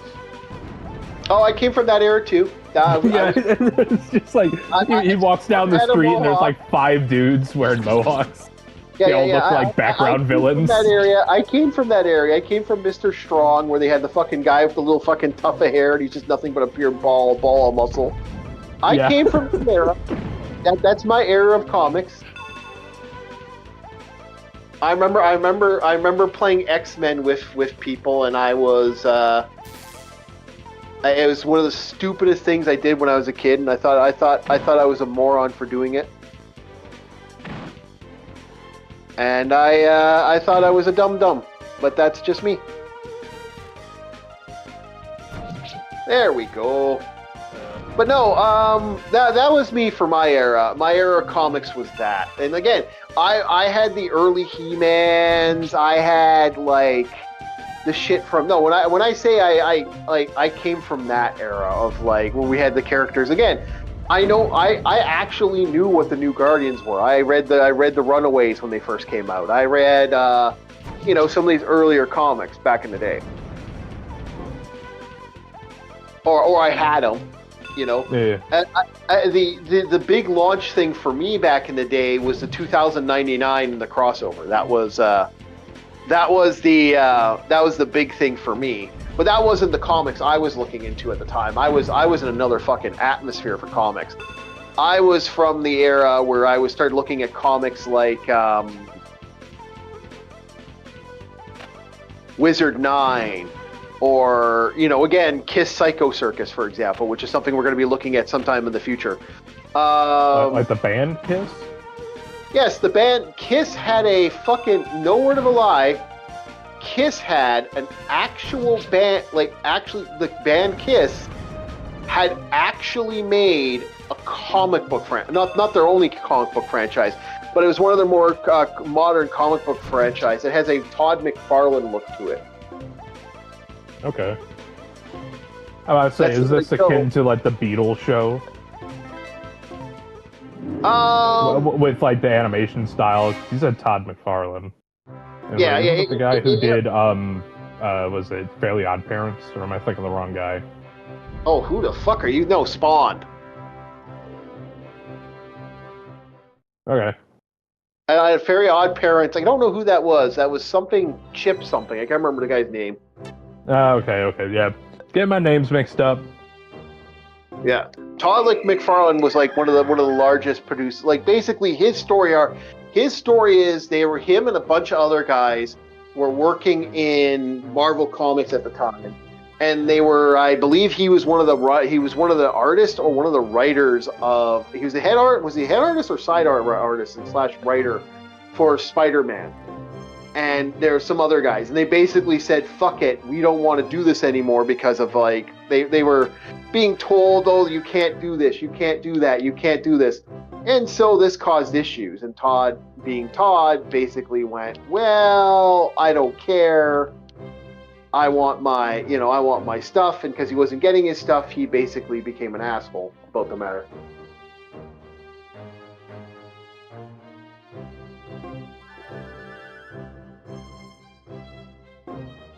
So it's just anyway, it's kind of funny how silly it gets. So, all right, so let's see if we got our special lab conductor. Last time I would hear something about like this being animated in any sense. Sounds like like Scooby-Doo having like some little side bit with Kiss or some other band. Scooby-Doo would have something like that where it's like, this one movie or episode where the band Kiss is helping them figure out a mystery or some shit. Well, Kiss, again, wrestling is interesting. Wrestling... Go ahead. I gotta get going. But I will catch you guys later. Hey, thank you so much. There goes Super. He's working on his stuff. Thank you so much for joining us, and we will catch you next time. The next time you show up, if we have something that you're interested in. Have yourself a very good one, and we will talk to you later. All right, talk to you later. Thank you. Bye. Bye. Bye. Yeah. So Kiss is an interesting beast when it comes to their weird crossovers. They've had a couple, but most of them are kind of like side, like, oh yeah, you barely see stuff.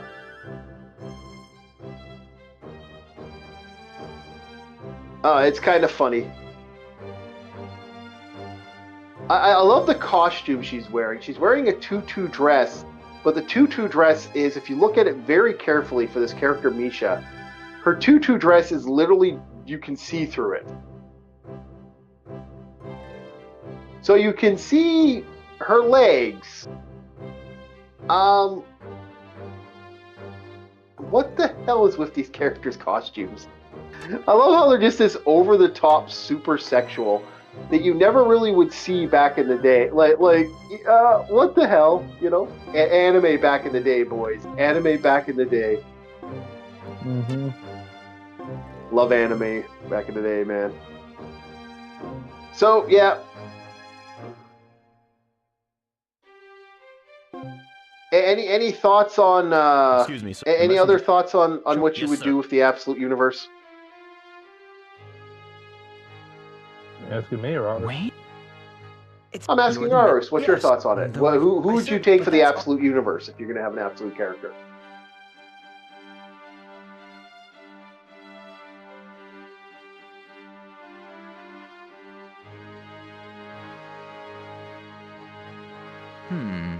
Do you know what the Absolute Universe is, ours? So you might not know DC Comics. Are you with us there, good sir? The king is. I knew. I shall. Yeah. That's good. Yeah, so what's your thoughts on the Absolute Universe? Is there any character in the Absolute Universe? Yes, Max. Doesn't it frustrate? Yes, but it has. You got a what? Max, is that any? Sometimes. Okay, I the feel that absolute only DC way to universe. resolve the is that Yeah, there. people alone. For example, the Absolute. For example, Absolute Batman, Absolute Wonder Woman, Absolute Superman. They're now adding Absolute Green Lantern. What is your thoughts on these characters, and what is your thoughts on the what's your thoughts, and who would you make as an Absolute character? Is there Absolute Flashing Martian Hunter yet? Yes, there is a Martian Manhunter. Yes.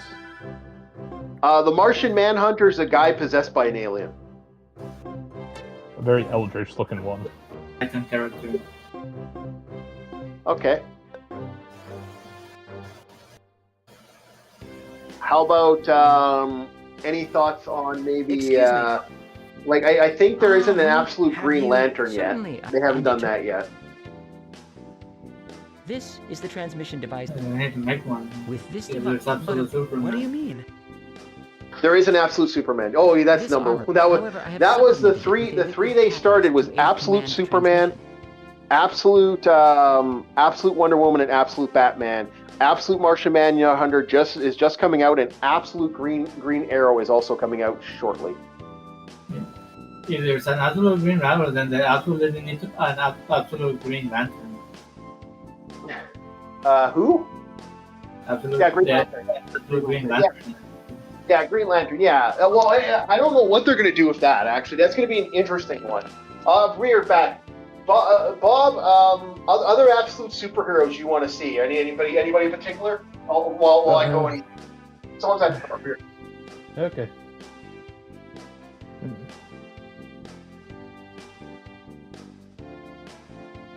I can't remember what that guy's name was. Was it Orion? That demigod guy with that stupid fucking flying space bike looking moped thing? I think it was Orion. But I don't know too much about him. It's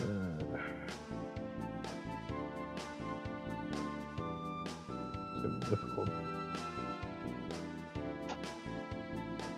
Okay. Well. Right? Orion? Right? That's the name of the guy? Oh, Mr. Escape. Yeah, I know who Orion is. Yeah. And it was like, what the hell would he look like? 'Cause isn't he like a demigod or something?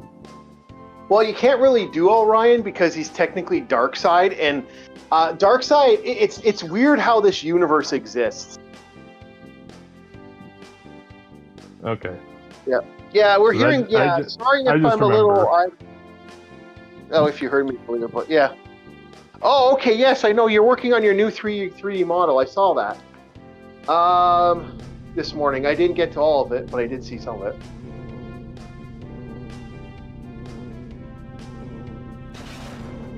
How's this? By using the device. Yeah. That's amazing. The transmission device. Yeah, I was looking at that today. You probably... That is... What would happen? Since the trap, it would cause... It seems I would agree with that assessment. Daredevil. No, needs to be okay, a no Marvel. problem, no problem. You need to do what you gotta do. That's fine, Ars. If you want to take off and come back later on another day, we understand, man. We're just going through the absolute universe today. That was my idea for the comic for the talk while I was playing the video game. We're just gonna be talking about the absolute shit and what they're and how bad is it gonna get. Did they do Daredevil yet? Or is he You could, of course, the That's unfortunate Marvel. side effect of that is... Yeah, of course. Okay. The animal will die. I'll bear that. Oh yeah, no problem. I get it. Alrighty, so we're gonna save here. There's nothing I can do right now. Oh, sorry. Yawn.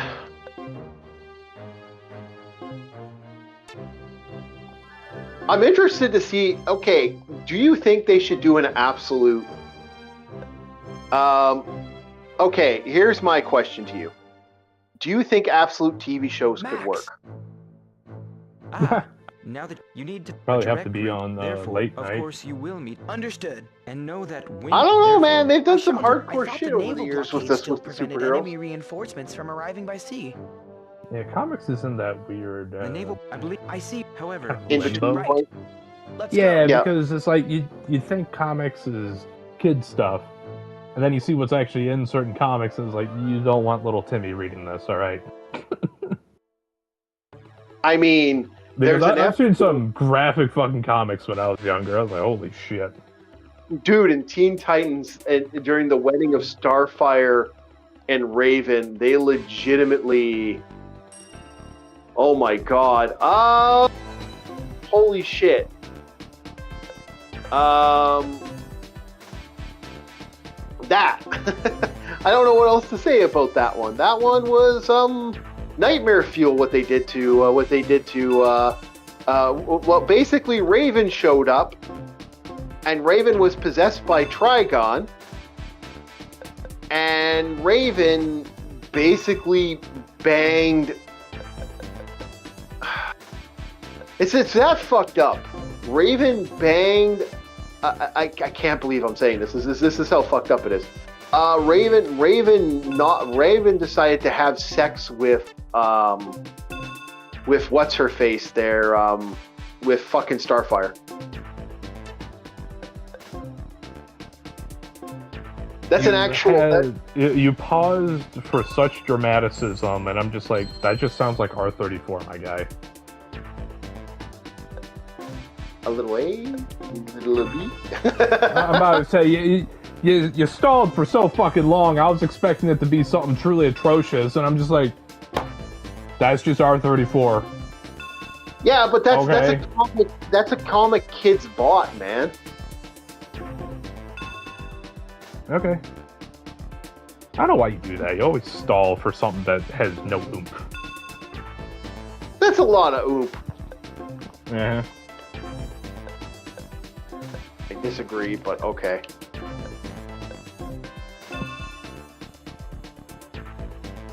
No oomph. Oomph you bastard. You ain't gonna oomph me.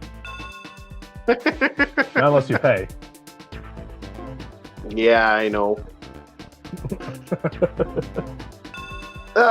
So you don't think they should make an absolute TV show? Okay. My question is, even if they do manage to, how would it be done?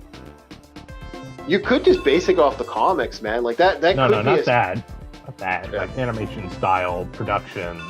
You know, the shit that actually matters. Well, you go the route of the creature commandos that just came out recently. What the fuck is that? Creature Commandos. It's a show that they did recently for the franchise. It was a TV show that was super violent. Okay. Yep.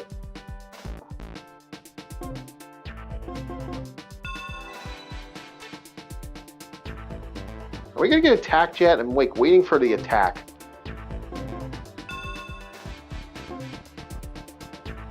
Wow, they're like...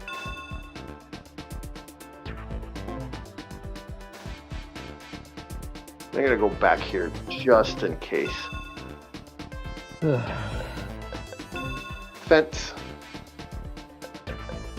Defense.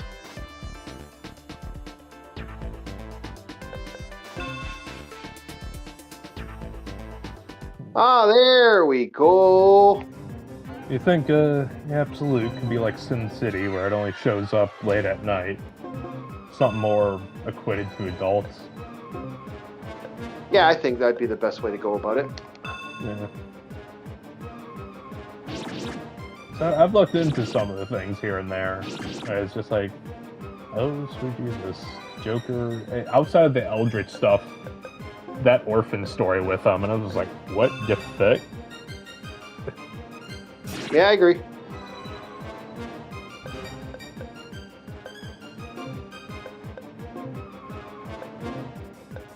Yeah.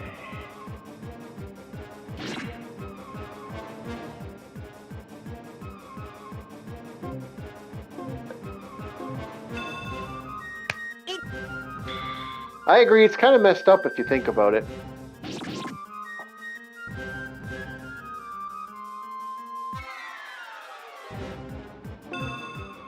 And again, it looks like they're finally working on Absolute. What's the character's name now? They're finally getting to Absolute Lex Luthor now, because Absolute Brainiac is now a thing. Yeah, I mean, how Mr. Freeze looks like a goddamn chupacabra. Yep. Oh, you saw what they did to. You saw what they did to what's his face, eh? I don't know if you saw what they did to the Riddler, where they fucking messed him up so bad he's basically a fucking walking, like they fucked with. He looks like one of the stalkers from Half-Life 2. He does. I know. I agree.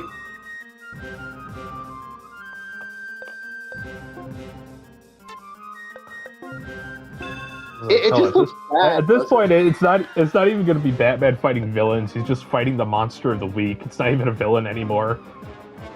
Oh, he's still fighting villains. Joker looks like some weird-ass Dead Space dinosaur that's painted like a clown.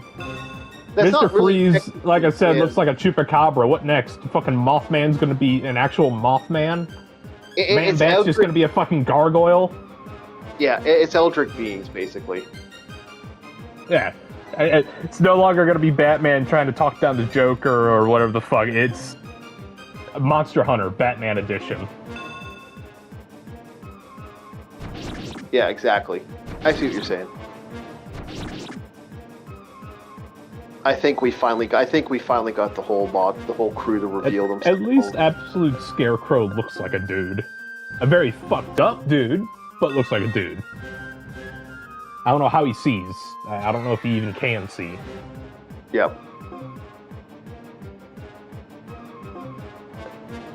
In fact, looking at him, he reminds me of what was that witch doctor? Not specifically Samedi, obviously, but he was in that creepypasta story. I work at like a discount voodoo shop. Mr. Creole. Yeah. Because he has the stitches in his mouth and the button eyes, and it's like, this is what I imagine Mr. Creole looked like. Yep. I wonder if Absolute Scarecrow is going to follow the same logic, where just like how everybody else is Eldritch shit, he actually does voodoo. I don't know what they're gonna do. Like I know Riddler's just like Bane beat him to death. That was basically their story of Bane is he was beaten violently to death. Like and like they beat him up, and now the only one left is like basically all the supervillain. It looks like his supervillain, like his rogue gallery, is like in a nutshell all these characters from the franchise. It's crazy that they did that. It's like his rogue gallery is helping him. Like, for the first time, Batman is not alone in his battle against, like, the Thing. Even Alfred is like a secret agent. Like, they're actually going all in for the secret agent Alfred. Like, I've never seen this level of change for a character that existed in the way they're doing him. Like, they're doing him good, but it's like, it's really fascinating the level of change to Batman. I'm gonna laugh if Two-Face is the most normal looking out of all the villains. He kind of is. Yeah, I don't know if he's in it yet, because I don't think I've seen him. Is. Oh, yes, he is? Okay. Okay, because I was gonna say, I don't remember seeing Two-Face. Yeah, he's there.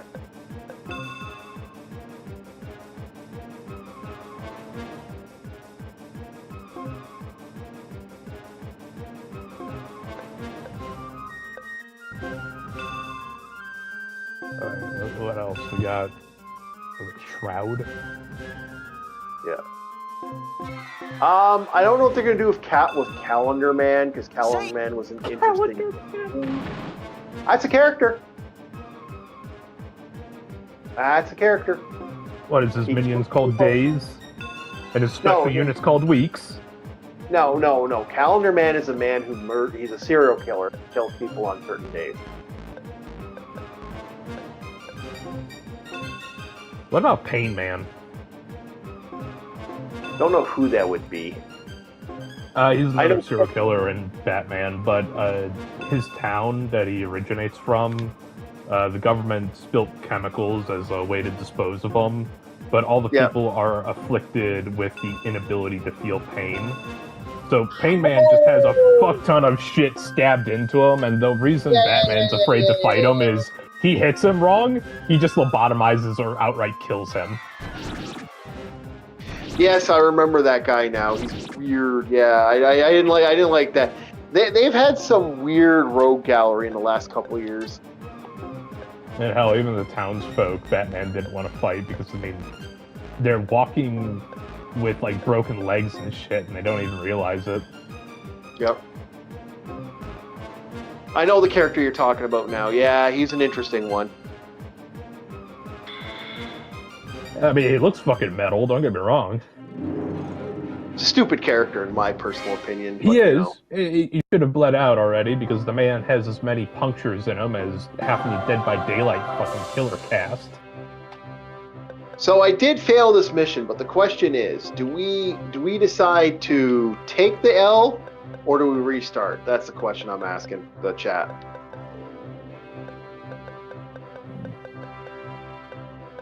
I'm not against not taking the L. What is Absolute Sinestro gonna look like?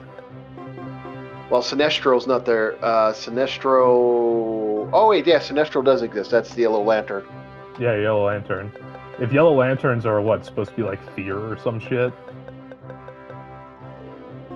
I did see the Absolute... Oh, what's his name there? Oh, what's his name? I'm fucking brain farting. I did see Absolute. What's his face there? The Absolute. I saw Absolute Scarecrow, and I've seen what Absolute Green Lantern or Green Arrow looks like. So that's an interesting idea. I don't know if they're going to do Absolute Flash. He looks interesting. I still like my idea. Yeah. Like, it's not the fact that he gets deformed by the Speed Force, it's the fact that he just cannot hold a fucking conversation. See, the problem with Flash is... The way I took the Absolute stuff is it just takes these heroes, butchers them, and then Frankensteins them back together to try and make, I don't know, the fuck yeah, look how cool it is. That's what I picked up from it. Yeah, it makes me wonder.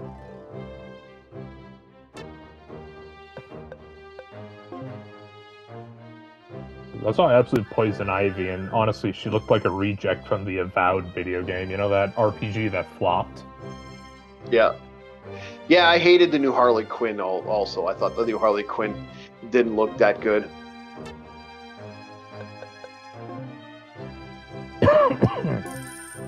But they're trying, I guess. I guess. It was kind of funny how Batman approached the mass of Poison Ivy's biomatter with anything short of a fucking flamethrower. Yeah.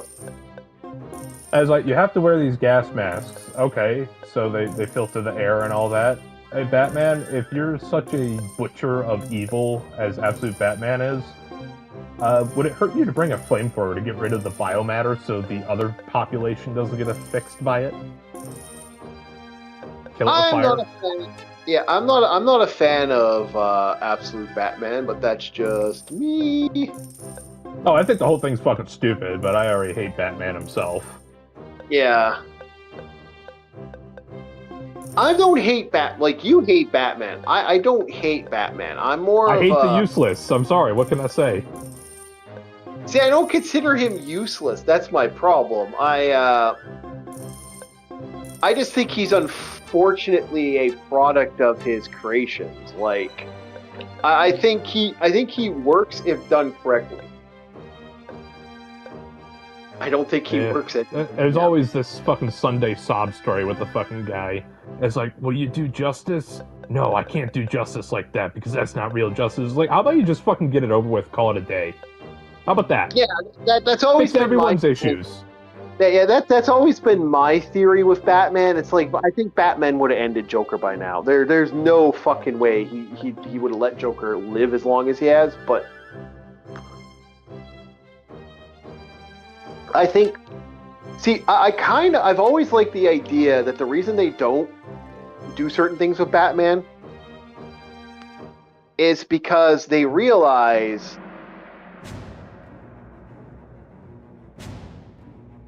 that,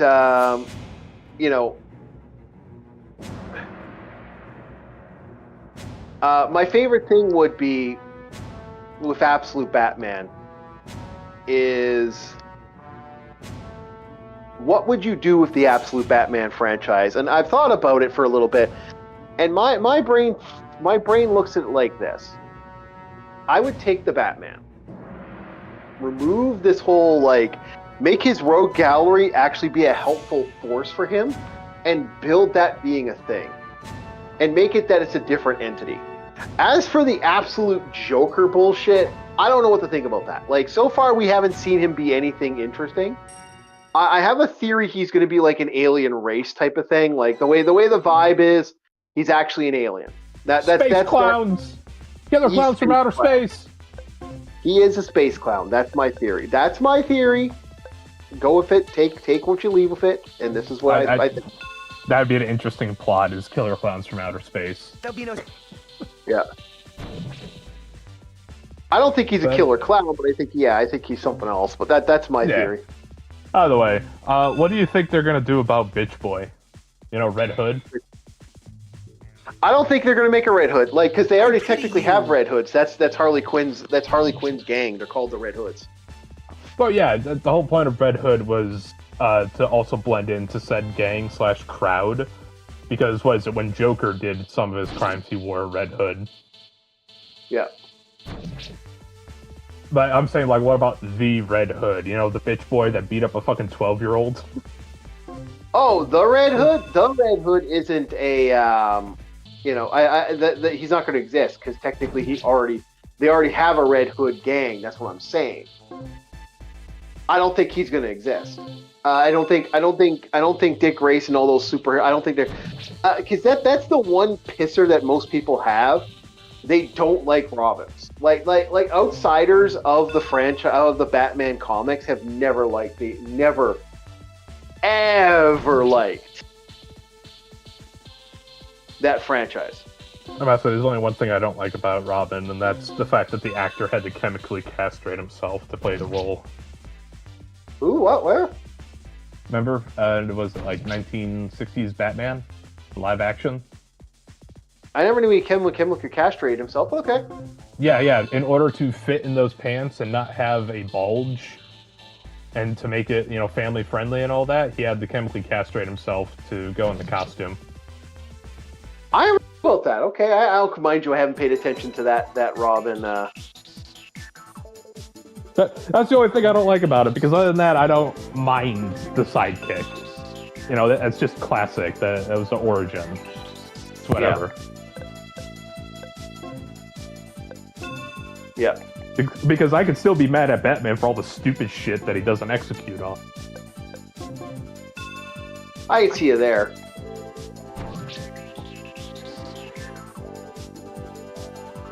I don't know how to feel about, like I said, I'm not a fan of. I never knew about that. I did know Adam West had a lot of girls he banged.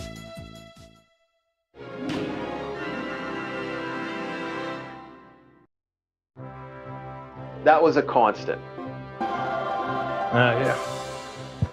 Just had to get some water.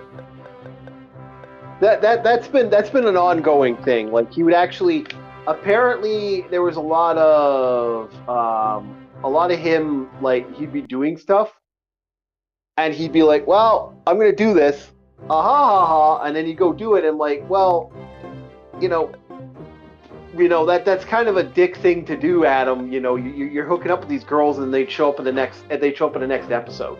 That I heard a lot of. I heard he did that a lot. I'm still thinking of that stupid scene with the bomb. Yeah. If we had, perhaps where he's running around and it's like, oh god, it's a family. Oh no, it's nuns. He's about to dump it in the water. Oh, it's ducks. It's like, you know, if you throw the bomb in the water, it's gonna, take the fuse out. Mm-hmm. It's gonna go. I just laugh at how unnecessary it was. I agree. There's definitely. Well, I guess that means we're following her. Yep. Now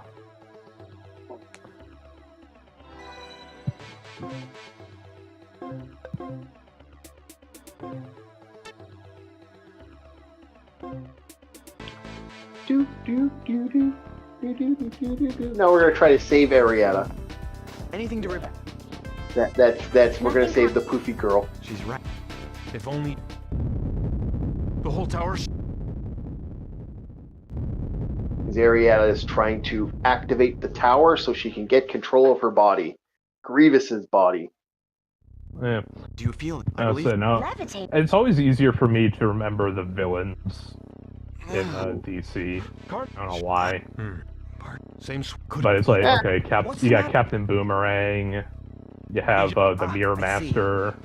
Some of them have good tragic backstories. Some of them are just silly. Captain. Yeah, because like what? Do they have the absolute Mirror Master? Yep. Okay. Yep. Wait. Yeah, they have some good back characters. It all depends what you do. I don't know. They haven't had Mirror Master yet, because Mirror Master is a villain for the Flash. I don't know if they're. I know he's supposed to be Flash. I get it, but it's just I can't think of anything else with Batman. Can I be honest? I don't know if they're gonna do a Flash. Like, I'd be very surprised, because guys like Flash, Zam, and all these guys, they're very interesting. There's a lot of goodness to those characters. It's like Absolute Aquaman is going to be an interesting idea if they even do an Absolute Aquaman. Can they please make him look like the monster from the Black Lagoon? I'd love that. That'd be kind of cool. Like, what if his pants? You know how he has like scaled pants? What if those aren't his pants? That seems to be the maximum. What if that's just him? Yeah. It's been, but it's time. Arietta! How did you find So here we are. We have the choice now. We Don't can try to access kill her or save her, which would be very interesting. I think I can save her. It's not that hard. Isn't it? I'm read. And the cycle of You babble. This world. But if that hadn't happened, exactly. And to this. It just. So I'm gonna hope to try to save the character. Knowing what She's actually powerful, but I like Scarab too, the dog person. Stop. Once I've really somehow. Don't. I. Reaction volume. It's time. So we'll see how it goes. Oh, there's her body. Did they do Nightwing already? No, he's not. I don't think he's going to show up. Okay, listen to what I'm saying.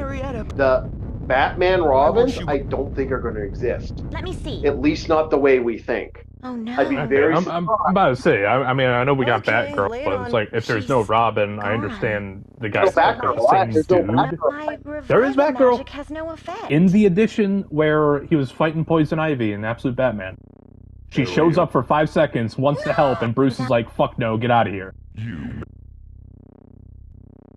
I'll have to look that up, but I don't think. I'm trying to think because technically, Poison Ivy in this one is another person, though. Yeah, no, Batgirl shows up for that comic. I'll have to look that up again. That's why I'm saying it's like, okay, there may not be a Robin, but what's stopping a Nightwing from showing up? Yeah, sure, it's the same dude, I get it.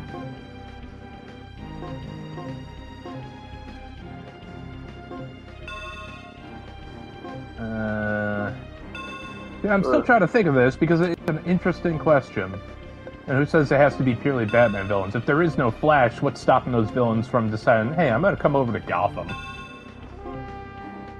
Not sure what they're going to do. I have it's no like they'll have their Kingpin over at Metro City, and they'll store all their loot over at Metro City or whatever the fuck. But they come over to Gotham to do tag team business with all the other Absolute. Yeah, I have no idea what the game plan is. Like, fuck's sakes, like they've gone like right off the fucking high field with the new franchise. To be honest, when it comes to certain things, like I'm like, what the fuck is the idea of some of this insanity? To be honest, Edge. Yeah, I think it's stated right there. It's just to have an edge factor. Hey, look Maybe. how cool this is. Maybe. I don't know what to think about it personally.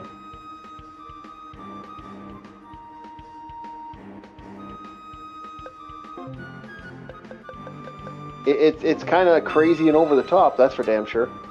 Yeah. I mean, for fuck's sake, Poison Ivy, I don't know if she was in Central Park, but made, like, the vegetation tower in a throne. And I'm like, goddamn, what the fuck? She went all out. I know.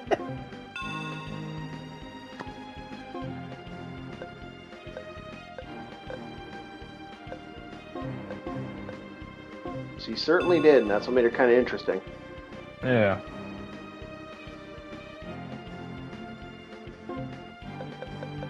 I don't know what to think about the Absolute Universe, but I'm pretty certain that they're going to have some fun with this. I'm going to change Rivera's spell. Still got me thinking about Mothman and Man-Bat.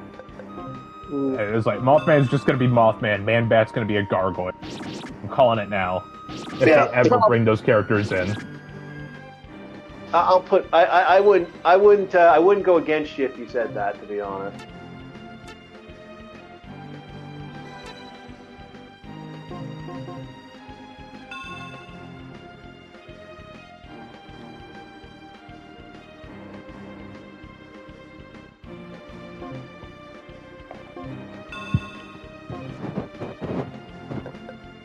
Now the question is, am I gonna? You know what? As much as I want to, just keep casting Quake, I don't think I want to keep casting Quake at this point. Cast it again. No, I need to be smart. I need to be strategic about the spells I use right now.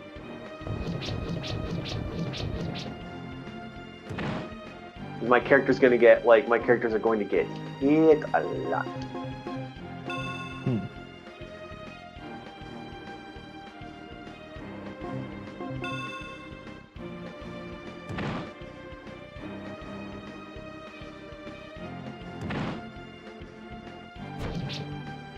And my character got fucking nailed with that goddamn fucking spell again. Not a fan of.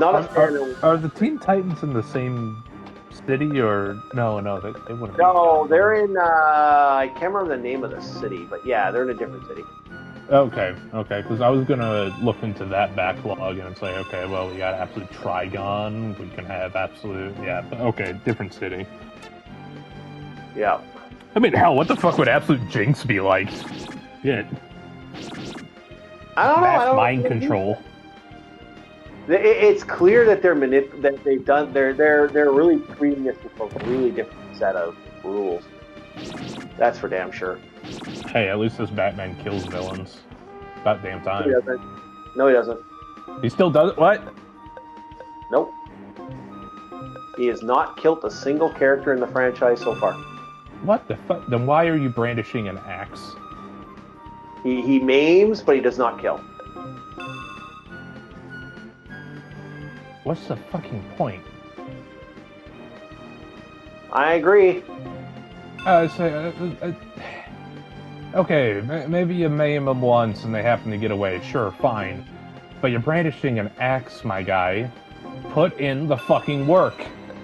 No, he maims everybody. Like, even when he hits Buddy in the face with a shotgun, he hits Alfred in the face with a shotgun. And that doesn't kill Alfred, that just puts Alfred out a little bit.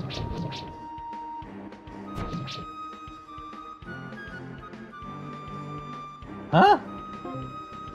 Seriously, I'm not joking. He just fucking shoots him?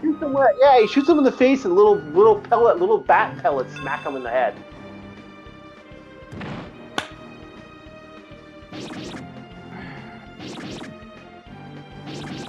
Oh my god.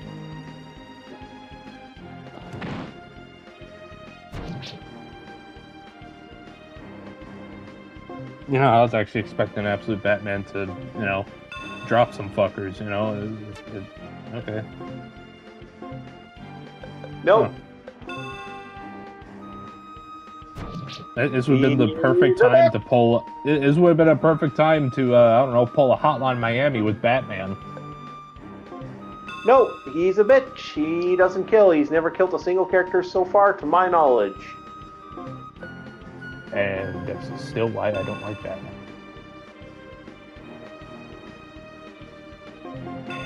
Disappointment.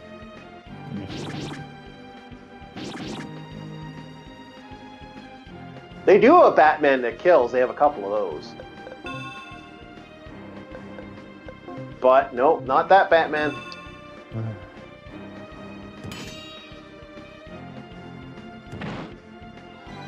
What's the fucking point? Oh.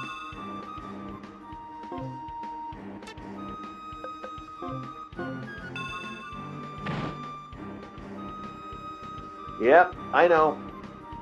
I mean, I know Invincible ain't the best comparison at all, but at least Omni-Man has a body count with a purpose. Yeah, but that's Invincible. I wouldn't... I know, it's a bad comparison, but everything he did, no matter how cruel it or behind it, why'd he get rid of their Justice League? Well, it's for the Viltrumite invasion. We don't want competition here. Get rid of them. Yep, basically. I mean, I could still follow that, you know? Yeah, it's not a great thing to do. It's fucking atrocious, but it has a purpose.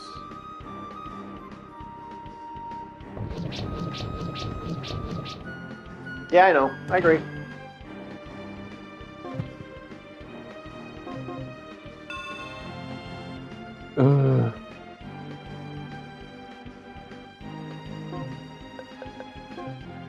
Not a fan, but yeah, I feel the same way. Are you fucking kidding me with that knockout bullshit? I don't know why my character seems to be absolutely weak to the knockout spell. I hope they kill him. Like, if they kill him, he'll wake up from the knockout, which I'll actually be happy about.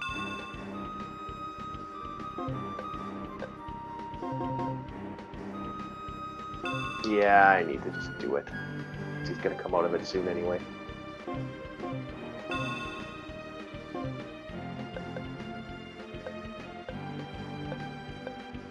Oh, I hate this.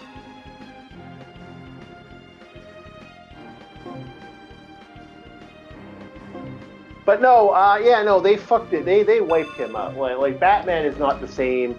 Like they really have kind of pushed the Batman in a weird way, and he's not like he doesn't kill. He didn't even kill Bane when he had Bane, for fuck's sakes. Most of his rogue gallery is his best friends.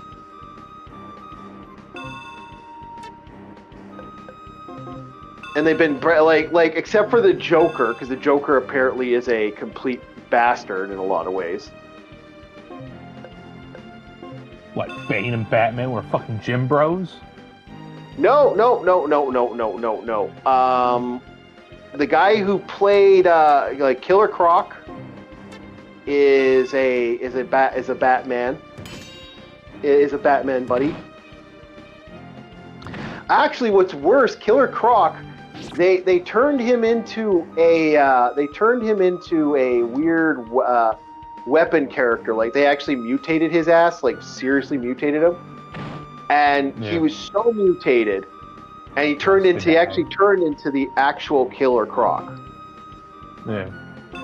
And if you recall, in Absolute Batman, he begs to die. he wants to die. Yep. He hates the idea of it, man. It's brutal.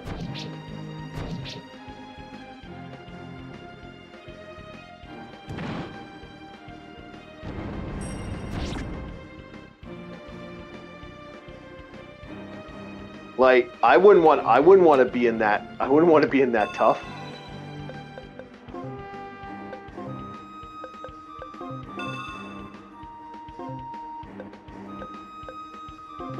And that's the funny thing. Like he is actually survived, but he's suffering. Let's just put it that way. He's not exactly doing good.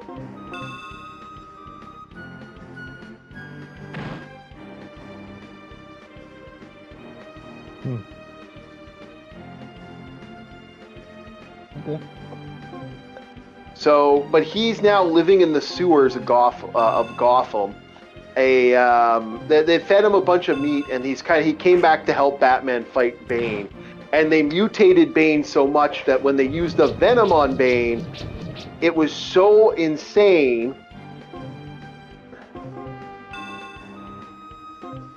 that it actually like fucking changed Bane into this like weird like he became basically a man of mountain meat. Like he's just a living fucking meat pile at this point. Yeah.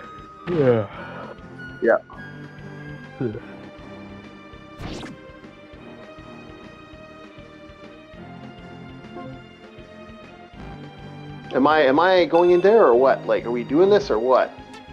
Wait. What were the conditions now? I don't know what the conditions were.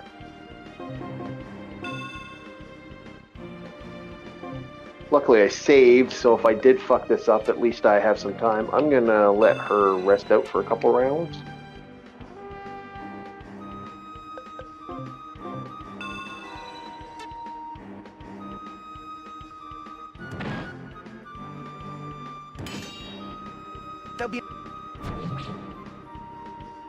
But this is where I was supposed to be.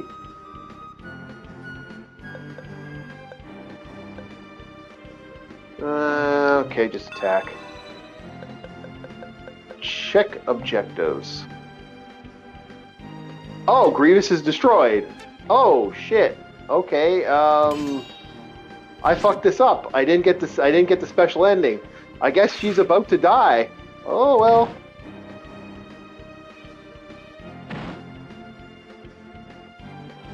Great. Well, if that's the case, hi Hans. Welcome back to the party. Kick his ass. Compliments of the house.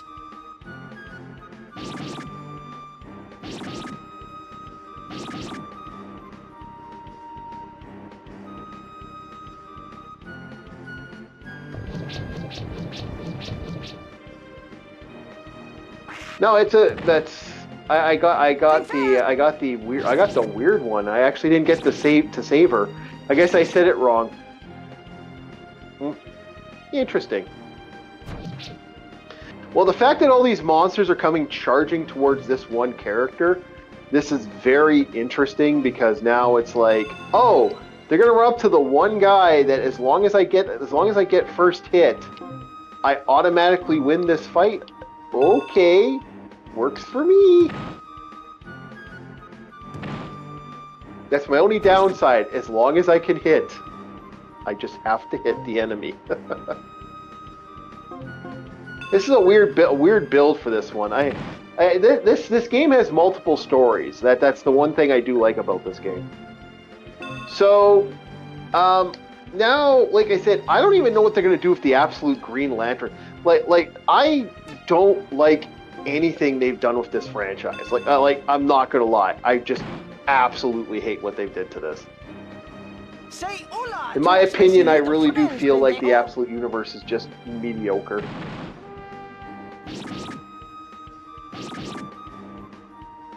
That's kind of my vibes I got from this.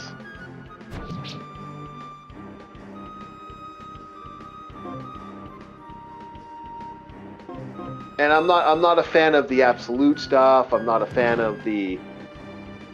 I don't know. It's just so edgelord, eh? I don't know if you feel the same way, Bob, but that's kind of how I felt about this. I do feel the same way. So much so that I'm actually bored of this. Anything I am else we can talk about? Yeah, we could. What's your thoughts on the idea of the Crystal Lake TV show that's coming out? A Friday the 13th TV show? Yes, they're actually making on Peacock. How the fuck are you gonna build an episodic? Is it just gonna be like new campers every season or some shit?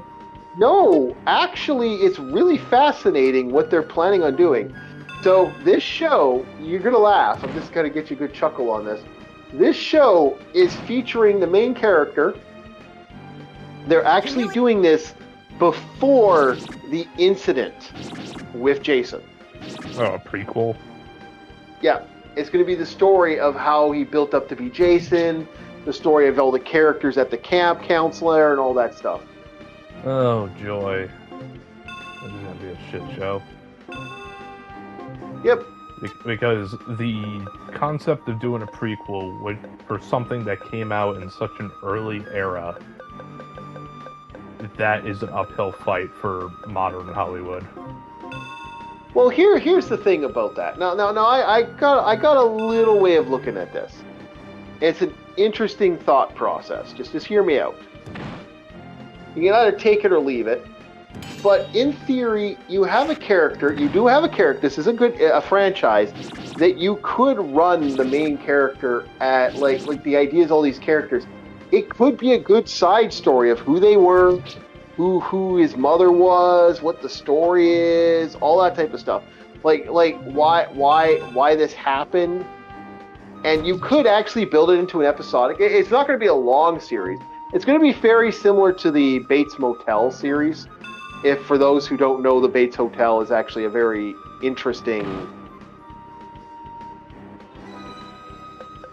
very, very interesting franchise that you could actually have a good chuckle at if you really wanted to look at that franchise as a whole. But the Bates Hotel might be the way I would look at it.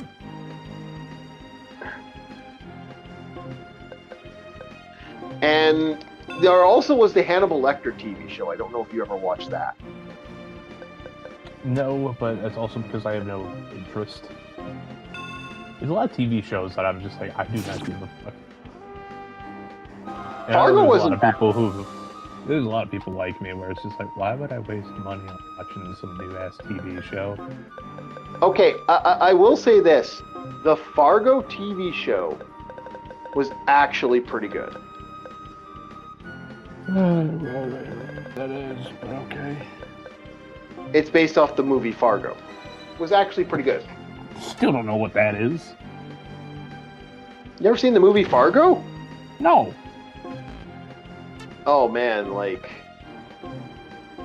no, don't let a certain friend, equal friend by the name of Lady Wolfen find out. Oh my lord, she'll frickin' hang you. Okay. Yeah. It's okay. It's super. It's like one of her favorite movies of all time. Fair. Yeah. Well, I don't know. Like I said, my thoughts with this is like for example, I'm a big fan of the like we have another Salem Lot apparently coming out too. And Salem's Lot was an interesting It's considered one of the most scariest American TV show of all time.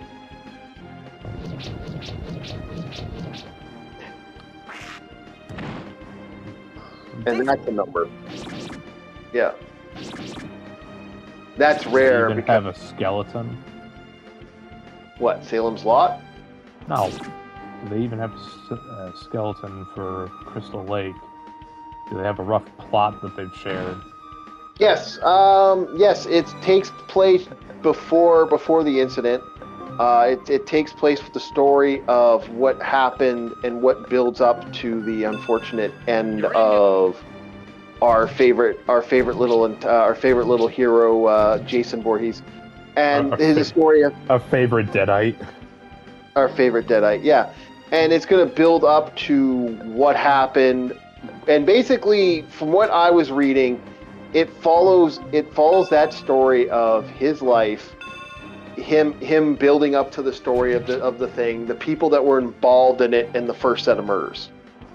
I'm gonna laugh if it's the same exact plotline as Adolescence. Don't know that movie, but okay. You can find a video essay on it. Some Netflix special. Oh yeah. It was that Netflix special about something that happened in the UK, and whoever wrote that and whoever produced that did not know what the fuck they're talking about. Oh! Because it's the whole concept yeah! Okay. I know which one. Okay. Yes. I know what Adolescence is. My brain... Yeah. And it was like the writers had no idea what the struggle of this young child was. As they were actively writing it, it's like, no, he has no role model, no example for him to follow. And all you do is belittle him.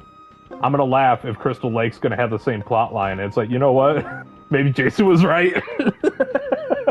Well, okay. The thing about Adolescence was that it legitimately wasn't about the person they incorporated to. If I'm thinking of the same movie you're thinking of, the main character, it was about a child who committed murder, right, in Britain? Yeah, like he shanked the girl or whatever the hell. Okay, so what actually is funny about that, and this is going to sound awful to say that it's funny, everything they about race that. Them. Yeah, not only did they race swap him, but he had no value to this. He was a fucking already considered a sociopath. He shouldn't have been in school to begin with. This kid should have been gone a while ago.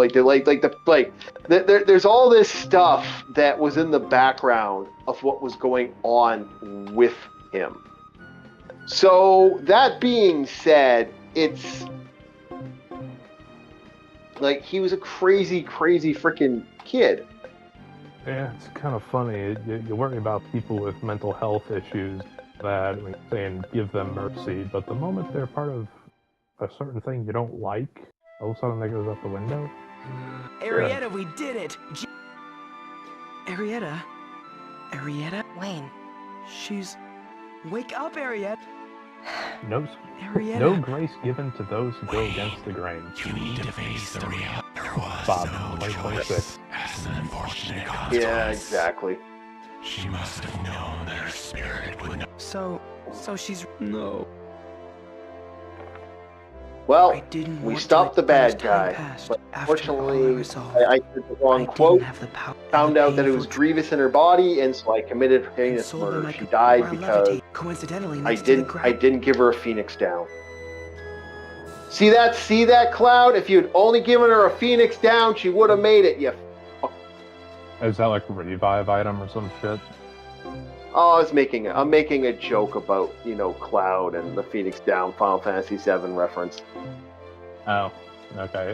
That's what I was asking. Is Phoenix Down just like a magical item of reviving somebody? Yeah. I was just making a joke. See, Cloud, you should have used one of your 7 scrolls of revive. Remember, you're playing 5e now. Yeah.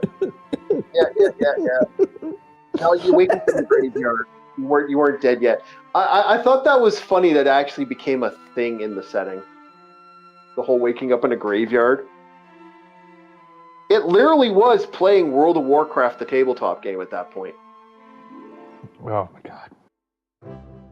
I honestly lost my shit earlier today. I went on a rant just yelling at my own walls about how everything seems to be Blizzardified. Like the Blizzard World of Warcraft art style where everything's all chunky and shit. Because even 40k is suffering from that sickness. Yeah. Have you seen the new Defiler model? It looks like it worked out of fucking Diablo 3. It does. It really does. It looks bad. I saw that today.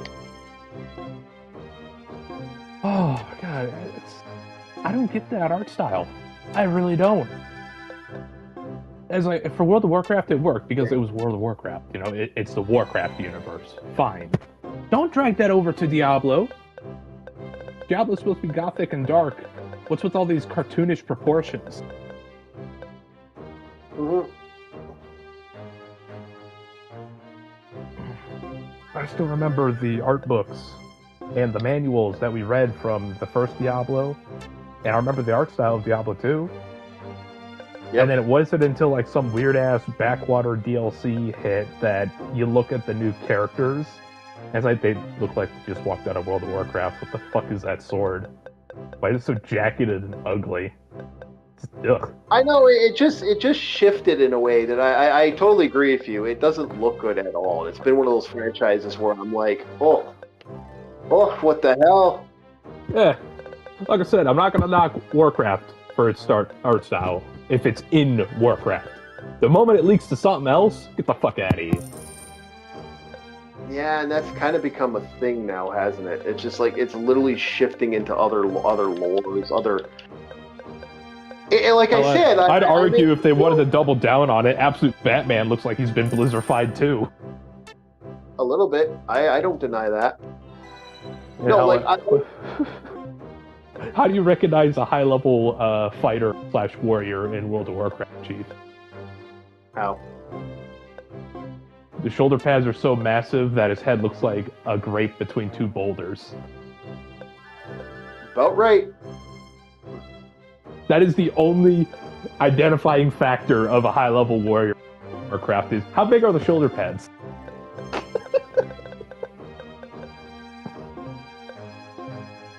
Yeah, it got stupid, didn't it? It's just getting worse as time goes on with the characters, and it's kind of.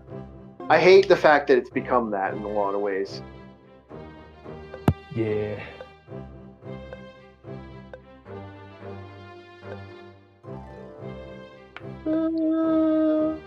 Okay. Yeah. I think I can drop one of these magic recoveries. You know what? I'm going to keep that magic recovery, and I'm going to go into the 9s. Let's see what I can get. I wonder what the next thing the Fed's going to leech onto. You ever think of that? Not really. It just kind of jumps around. Like, fuck's sakes, for a while there, Stanley Cups were a fucking thing. Oh, yeah. And then remember when you were looking into Dandadan, and then all of a sudden everybody discovered Dandadan, and now it's all over the fucking place? Yep. Not to knock the show itself. Not at all. Actually, just this. It's the what the fuck factor of why did this blow up of all things? Yeah. Yeah, Dandadan actually wasn't bad. I actually did like it. Yeah. And I thought Dandadan was actually pretty good. Like I said, there was some cute moments, and one of my favorite moments in Dandadan was when I can't remember her name now, the girl, and she's like kind of coming on to what's his face by slowly rubbing her finger and touching his finger. That is such a teenager cute date thing. I was like, oh my god, that is so cute. It is, Yeah, I get what you're saying. Yeah, that is so fucking cute. I absolutely have, yeah. And that gesture alone has more depth than some character calling the other character's name. Yeah, exactly. And it's subtleties like that I enjoy. All right, Yeah. that's why the romance made me roll my eyes in, was it Space Battleship Yamato? That's why I was rolling my eyes, because subtlety is the name of the game when it comes to that. And there wasn't really any subtlety. Yeah, I agree with you. There really wasn't any. All right, so we have reached our 9:30. We are done for the tonight. Thank you, everybody, for joining in. I don't know if LDP is on right now, but he might be on shortly. I guess it is. So we are doing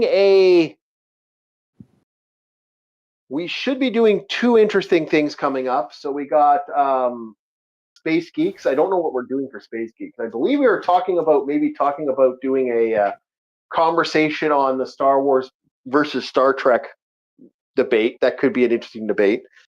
I do know we have some comics for Throwback Thursday. That's coming up. Other than that, everything seems to be going good. We are running the sales. Thank you, everybody, for enjoying us. Thank you, Arus. Thank you, Soups, and thank you, Bob, for joining me in my fun trip here. And hopefully, if everything goes well, we'll be setting up a bunch of new stuff coming up. Again, I'm thinking of doing a New Warriors, looking at the old New Warriors from back in the day, just having a good laugh at that comic book, because that comic book is absolute insanity. It was a 12-issue Guardians. franchise. Yes, it was called the New Guardians. Actually, it's nuts. It is next level fucked up. So there's a couple comic book ideas I have. We'll see what we can do here. The channel is growing a little better. It's getting some eyes. Like, subscribe. We need more people. We need to get to 500, boys and girls. We need to reach that benchmark. We want that life. And we will see you next time on here. Hopefully, we'll have a little more fun with you guys, a little bit more gaming. I'll probably be looking at Growlancer until Growlancer is done. We're almost, we're at the halfway point in the Growlancer franchise. So, thank you, everybody. And we will see you next time on Orc War Chief Reviews. Check out Aru. I think is LDP on right now. I think he is. I didn't check. I heard something go beep. I saw that was Arus is looking at his new VTuber model, I think. But I'll show it off at the end, just in case. And now Logan is not streaming. Oh, okay. So I'm looking to see who's on right now for Orc Raid. Ah, man, Power Guy's off. No Logan tonight. We could actually keep going. I won't do that. I won't do that to Logan. All right, so there's no one on for the main crew tonight. So thank you very much, everybody. Have yourselves a good night, and we'll see you next time on Orc War Chief Reviews on Monday Madness. See you guys. Bye.